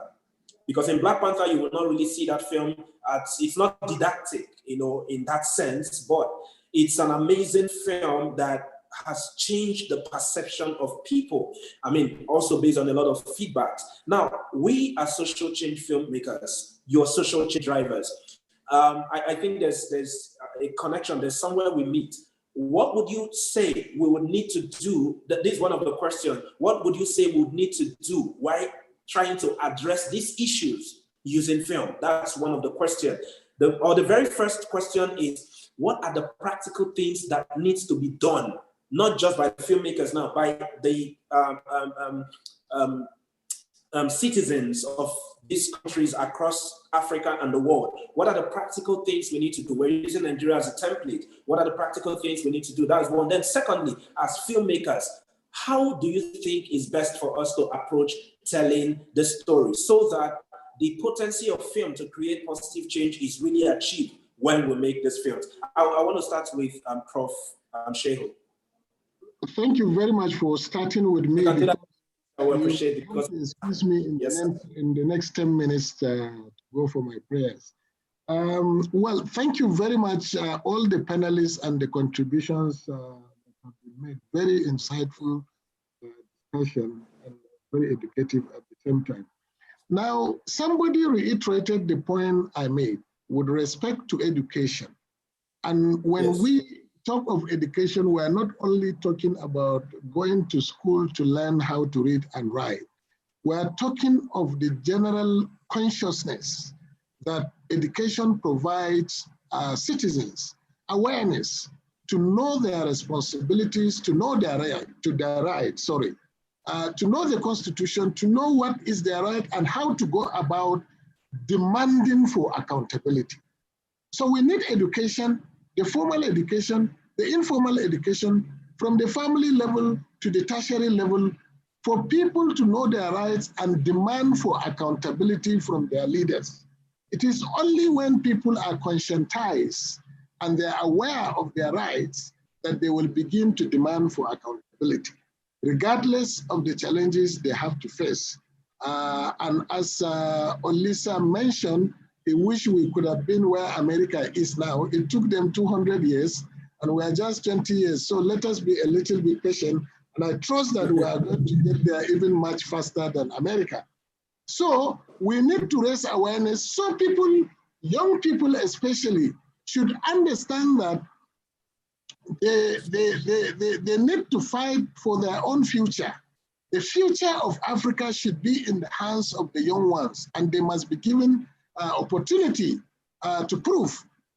Somebody also cited examples with governors who are in their 50s, who were in the parliament, in their state or national assemblies some 20 years ago, meaning that they started at something just above 30. So they were the youth. What have they contributed? So we need to put this and unpack all this garbage of confusion that we have in our political system to understand how to go about it. Secondly, and most importantly, the civil society must be empowered. We must empower the civil society because they are the vanguard of change. They are the ones who will drive change.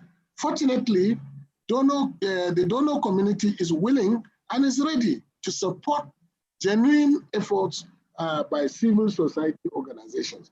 Thirdly, we must strongly demand for electoral reforms in Africa, not only in Nigeria, in Africa, where you see some countries their presidents have become so powerful, they will just wake up one day and say they're changing the constitution to enable somebody to have a third time. This is not good for governance. We need to insist on reforming our electoral system. By reforming our electoral system, that will give us the opportunity to choose the right people, and also give us the opportunity to demand for accountability from the people we elected to govern us. Finally, and most importantly, as we reiterated, film can bring behavioral change. And this is the strongest message that I want to leave with you, that you have a critical role to play, you can make a change. Anyhow you think, it will be very, very helpful in changing Africa. Thank you very much. Thank you very much, Prof. We're very grateful. We appreciate you greatly. I want to pick up from where you left off, moving over to Ms. Roots, please.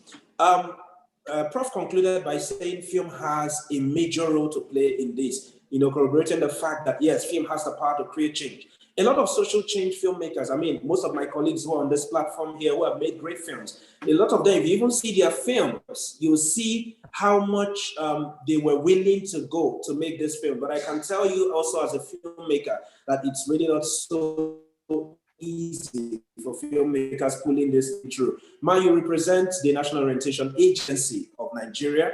A lot of other agencies in the world, different countries have their agency, but let's speak of you that is here. How much is the agency and how much is the government willing to help these filmmakers who are all out there ready to get their hands dirty to make these films because they are passionate about it, but sometimes passion without that provision turns to frustration. So how much is the government and organizations like yours willing to support this kind of move by media personnel and filmmakers to create this behavioral driven content? Thank you again, and I want to really commend those who have spoken before me. I can see the passion in the speeches of everyone, and for us at the National Orientation Agency, being an agency of government, I know that you also know that we are quite challenged. And in spite of the challenges, we have been working as in our space and as much as we can to encourage, especially the younger generation. So we give opportunity for them to interact with us, engage with us, most of the time because we don't have money, but we have platforms that we could connect like filmmakers to people who could help or support them. So what we do, one of the ways is to give endorsement. My DG is very passionate about filmmaking, and that's why on our social media platform, you even see us using animation to pass on our messaging, because we know that what people see stays longer than what they just hear. And we desire, we go into also community role play, community drama, because we want to reinforce the sensitization or the enlightenment that we are doing at all levels. So we still make our doors open to say, when you come in, we are able to discuss with you, and then to push you forward to people who we know can readily help you, since we don't have the financial capacity. But working together with the civil society is the way to go. And I think if we continue on this line, you playing your role, we playing our role, combining these two, after a while, there will be social change. Thank you. Thank you very much, Matt. Thank you very much. I appreciate that input. I would want to go to Yemi. Yemi, please help us. I know your organization does a lot with respect to trying to mobilize the youth, the young people, to be able to activate the change we're looking for. You've actually spoken greatly about this, but I want you to also help us, because for me, I made the film If I'm President. I made the film If I'm President with support from the MacArthur Foundation in 2018. Just 2 weeks ago, a lot of things started coming about it. There was this video from the film that started trending.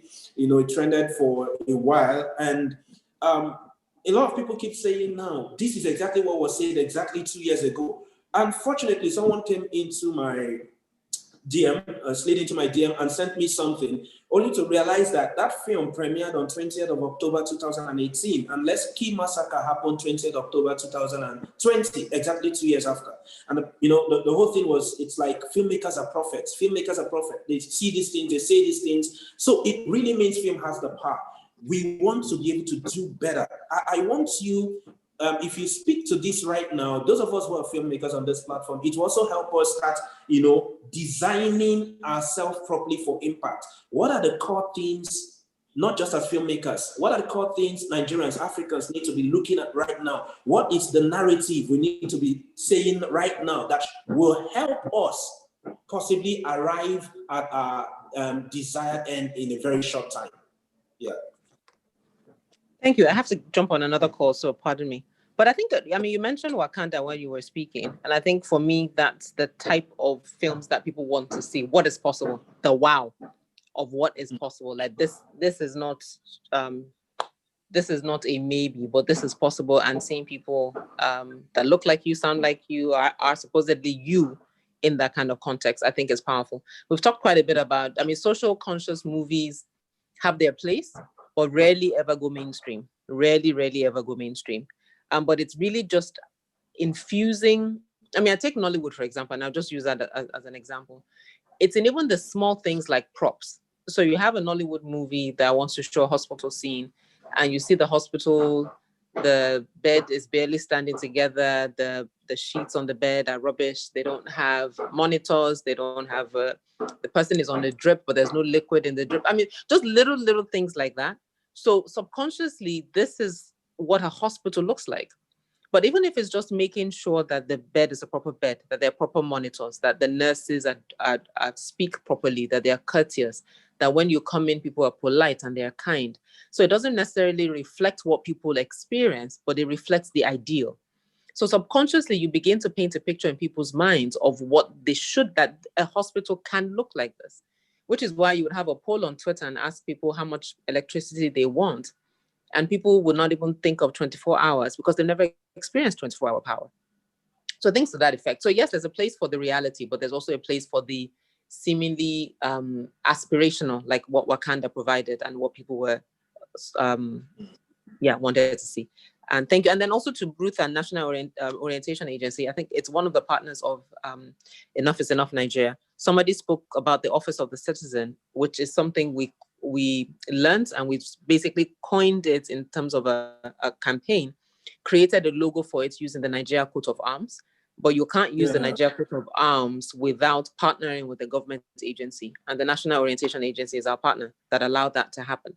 So we actually, interestingly, most people don't know, we actually have the copyrights to that logo, but we don't, it's sort of like what they call it, Creative Commons, so to speak. But yeah, I'll leave it at that. Thank you very much, everyone. Thank you very much, Yemi. Thank you very much. That was great. I want to move to Busayo. Busayo, at this point, can I just? I'm terribly sorry. Can I just ask Yemi? I thought Yemi, you raised a very important point. And can I just quickly ask her a question, please, Bright? Okay, go ahead. Quick, please, sir. Okay, Yemi, would you agree with me that leaders and accountable leaders in films or in real life are best chosen by a critical audience that can look at the characters in their films, or look at the leaders and the characters that the leaders have in their society and judge them effectively, and choose better leaders that aren't corrupt, leaders that are accountable, leaders that are honest. Would you agree with me, Yemi?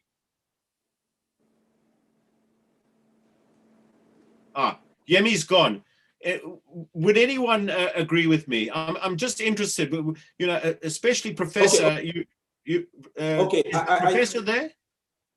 I think even if Yemi is gone, Busayo can pick up from there. Yes, please, Busayo.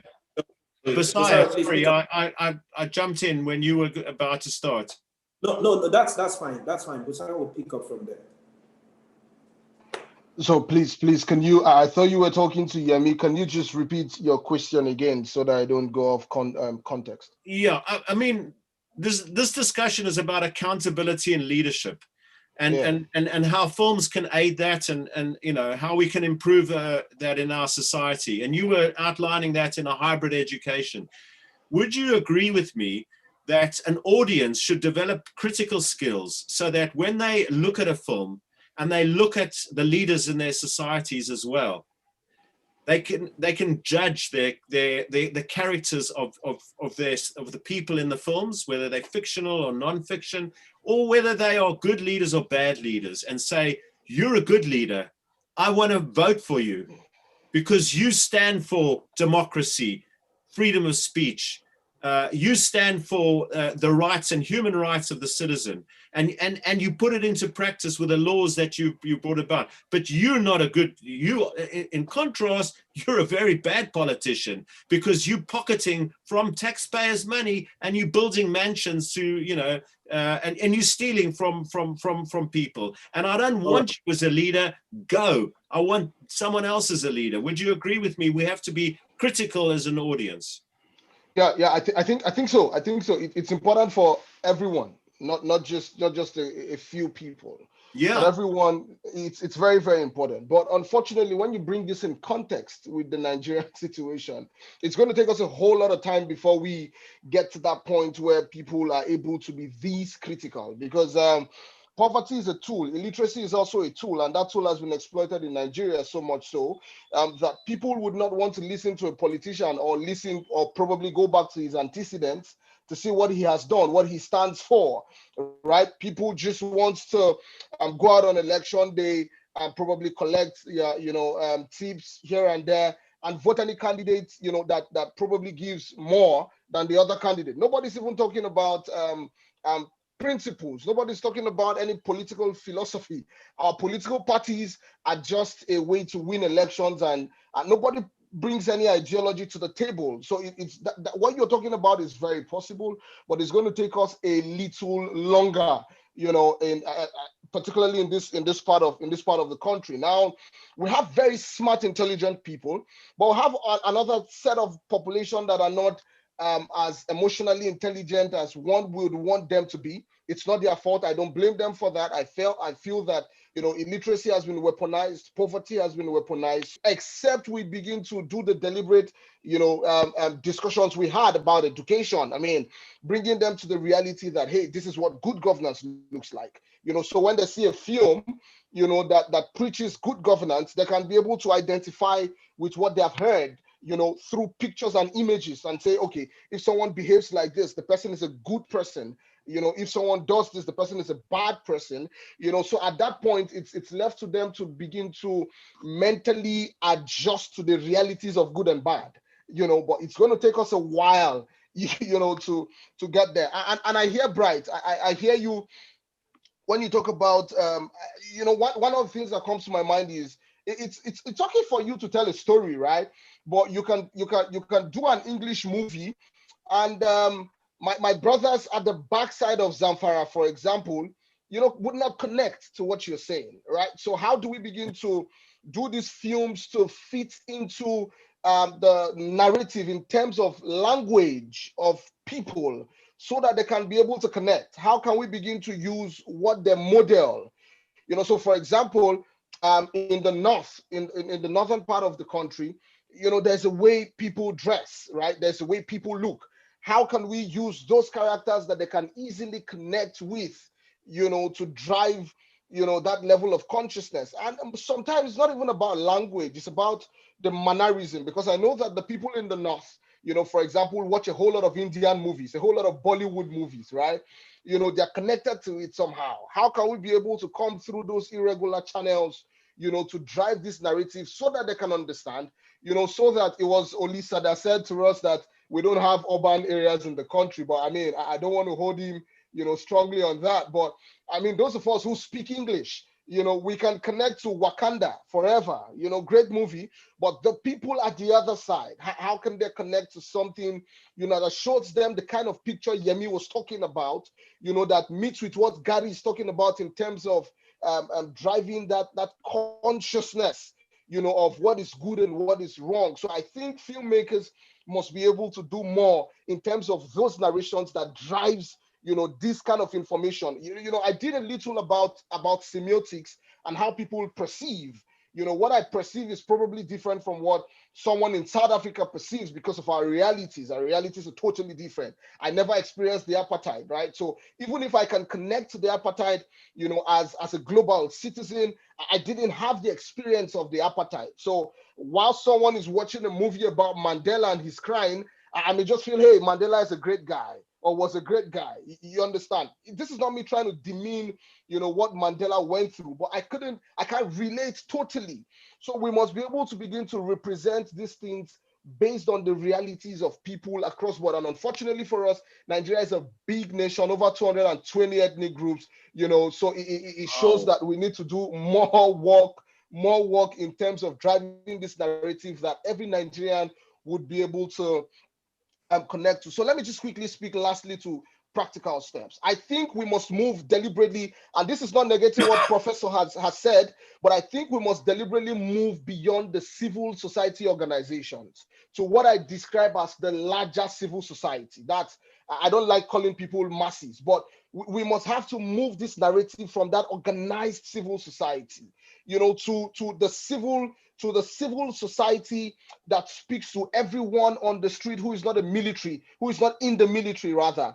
We need to have community-based organizations, community governance structures at every level of community come up, you know, to understand that if we do not do the deliberate hard work of fixing this country now, the country is headed towards more dangerous paths, you know, than what you even spoke about in your movie that showed up 2 years after.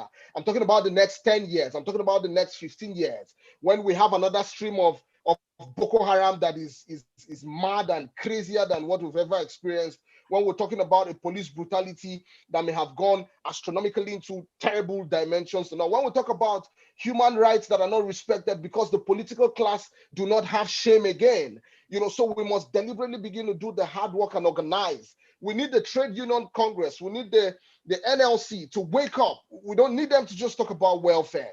We don't need governors to talk about banning social media when there are over 10 million or 13.5 million out of school children in the country, right? This consciousness must be driven, you know, from the demand side, which is the citizens. The consciousness of the citizens must drive and ensure that, you know, political office holders do not see themselves as alpha and omegas, but they see themselves as representatives of the people. And let's use the right words. You know, let's take away the word leadership and let's probably define it about like servant, because I mean, when I vote for someone, I'm putting the person there to work on my behalf. If he's not doing that, I should be able to have the mandate to kick him out, you know, of that thing. But you know that I can't do that alone.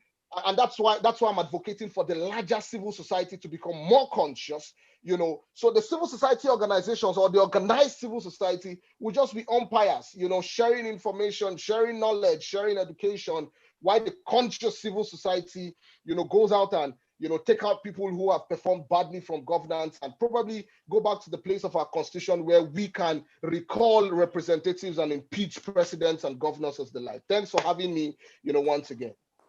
Thank you very much, Busayo. Very profound, very, very, very profound. Thanks, Busayo. Appreciate that contribution. That's amazing. I want to dig in finally, Mr. Osemeka. Please, you're going to pick up from where Busayo left off. I want you to speak to this fact. How do we engage? There's this energy currently in the air. It's not dead yet. The NSAS isn't just about end SARS. The police force. No, you can't end the police force. The police is amazing. You know, I mean, we can't. So it's not about end police force. It's not about even the SARS itself. It's about end all manner of brutality, end all manner of injustice, all manner of, you know, non-accountability and all that. If you watch the airwaves in the last, say, 1 week, not like it's dead, but it's looking like, for some persons, they are like down. How do we engage what is still happening now to drive our country, our continent, and our societies to where we want them to be? How do we engage ourselves now? Busayo said something very strong, you know, while wrapping up. He said there need to be a bigger movement beyond civil society movement.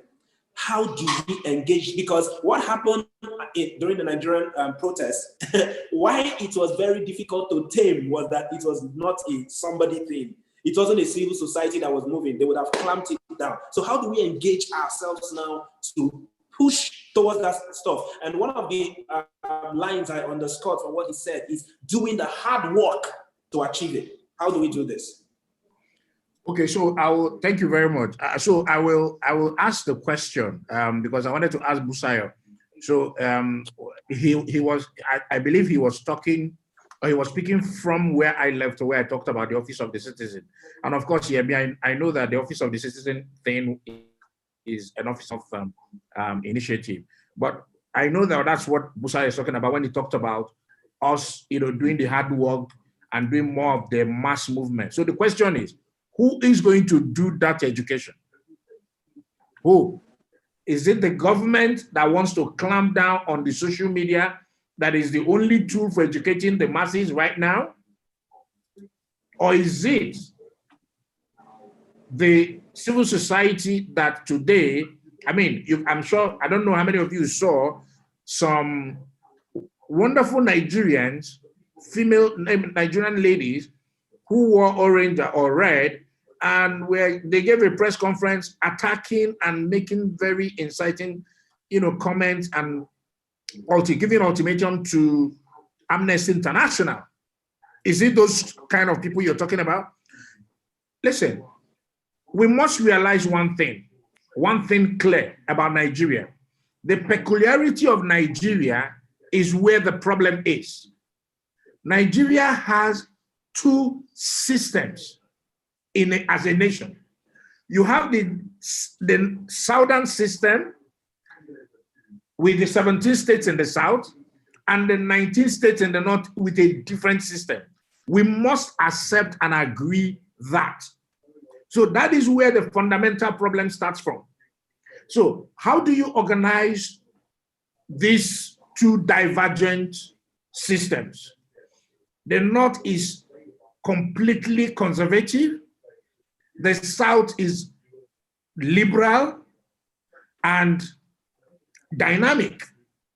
So you have the NSAS movement going on in the south, 100% wholesale, talking about the change they want, asking for a better society, asking for good governance, asking for the same accountability and good leadership that you're talking about.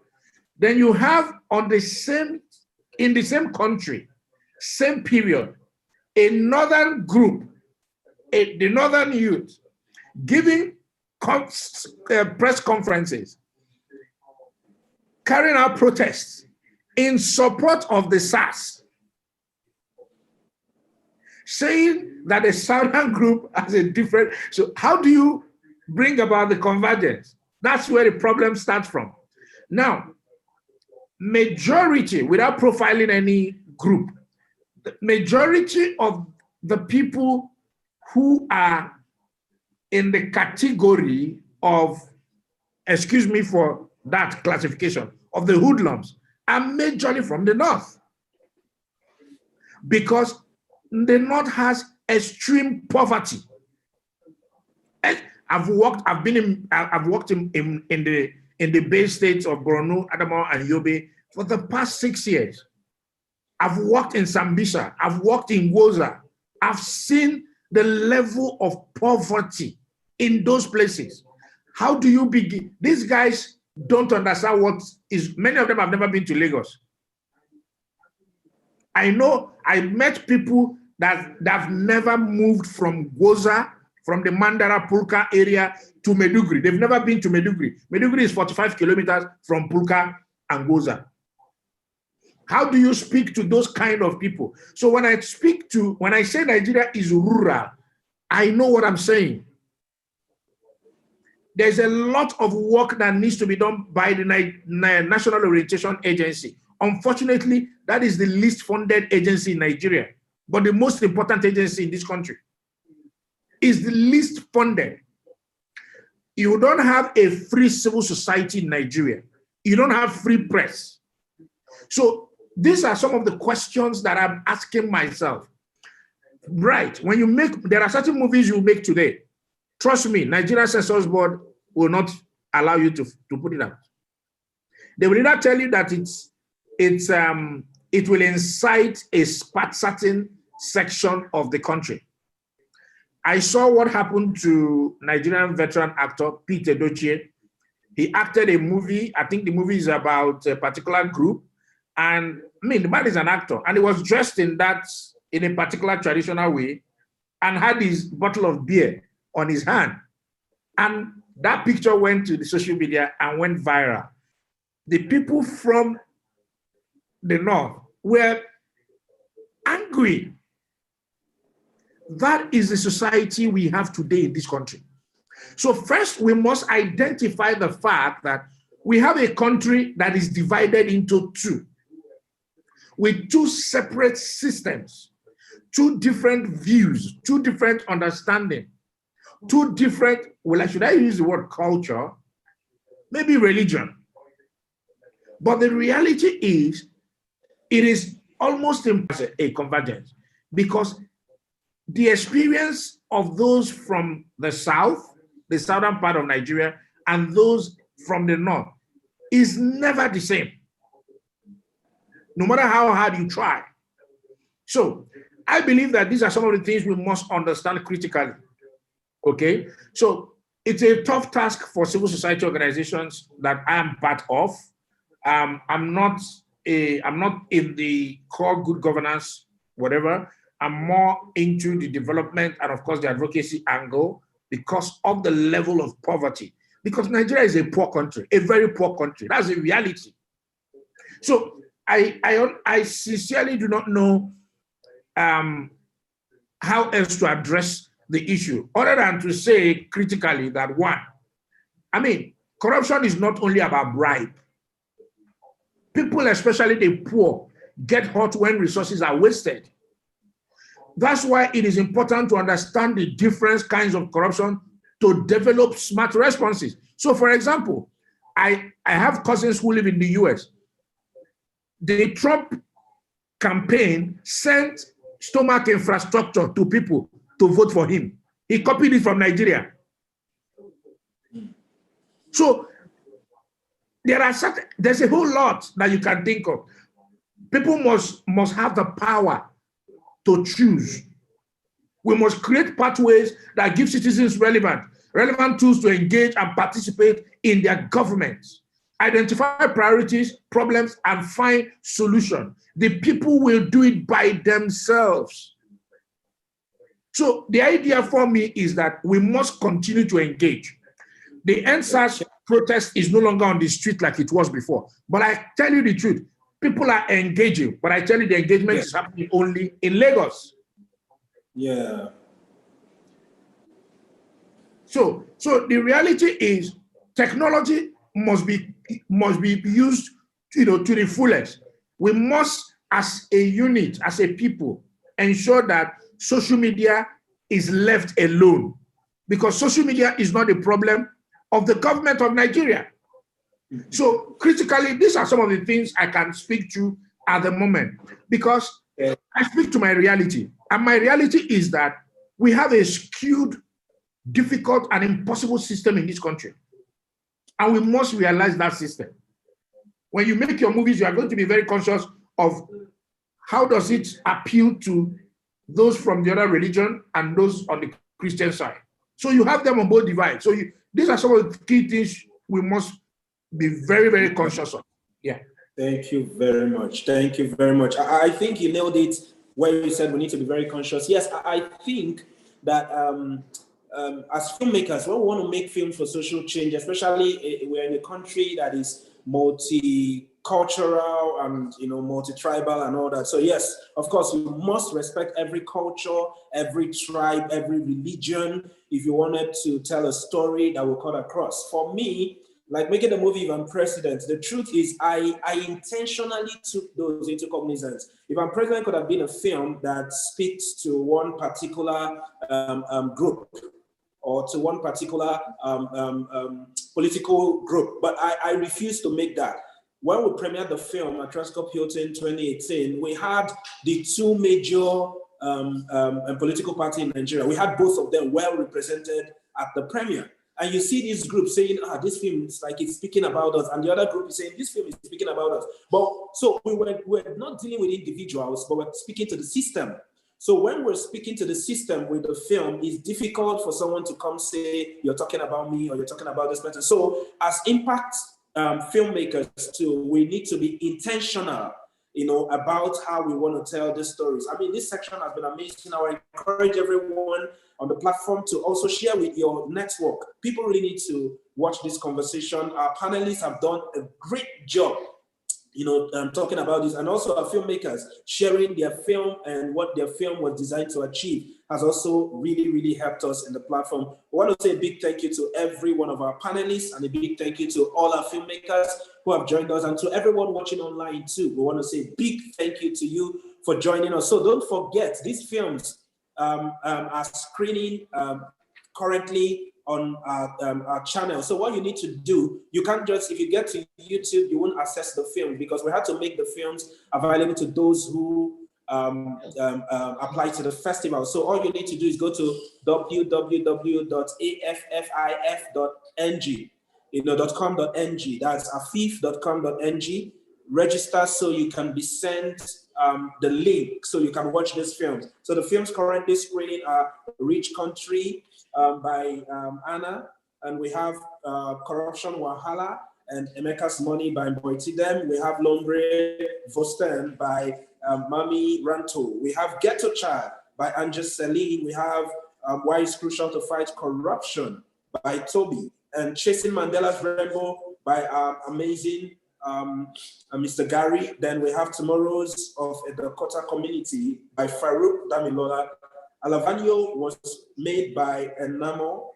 And then in 72 Hours by Evita, Trapped by DJ Said, Nigerian Lost Generation by Charles, and Red Button by Usman. And then Yes We Can by Eastmond, Two Dead Government Officials by Charles Mawungwa, and Redemption by Aderemi Davis, and then Black Money by Rahula made Black Money. So these films are currently screening. And then, like, one of the films that premiered today we shared with you is the film Where Is Nana? Where Is Nana is actually available on the YouTube channel. You don't need a link to see that. It's actually currently there. But I mean, on the chat group, it's also been dropped. You can click the link in the chat group and watch it. By 7 p.m., another film is premiering. The title is The Manifesto. So please watch these films. And thank you for joining us in this section. African Film for Impact Festival continues tomorrow by 10 a.m. So please, we'll be glad to still have you join us. And for every of our filmmakers, we're really, really glad to connect with you. We hope to take this relationship further and move into better collaborations and partnerships. So thank you everyone for joining us, and have a great evening. Wherever you are in Nigeria, it's evening. In South Africa, I guess South Africa is about an hour ahead of us. So to any part of the world, a great day. Thank you very much. Thank you very much. Thank you. Thank you, Sal. And Bright, if you stood for an election, I'd vote for you. Bright? Right, hello. Yeah. I'm not joking. I would. You should be a politician too. No, honestly. Thank you very much. Thank you very much. You might make me get into politics right now. Till I have your vote. Okay. Cheers, mate. Thank you. Thank you. Thank you. Have a great day. You too. Bye.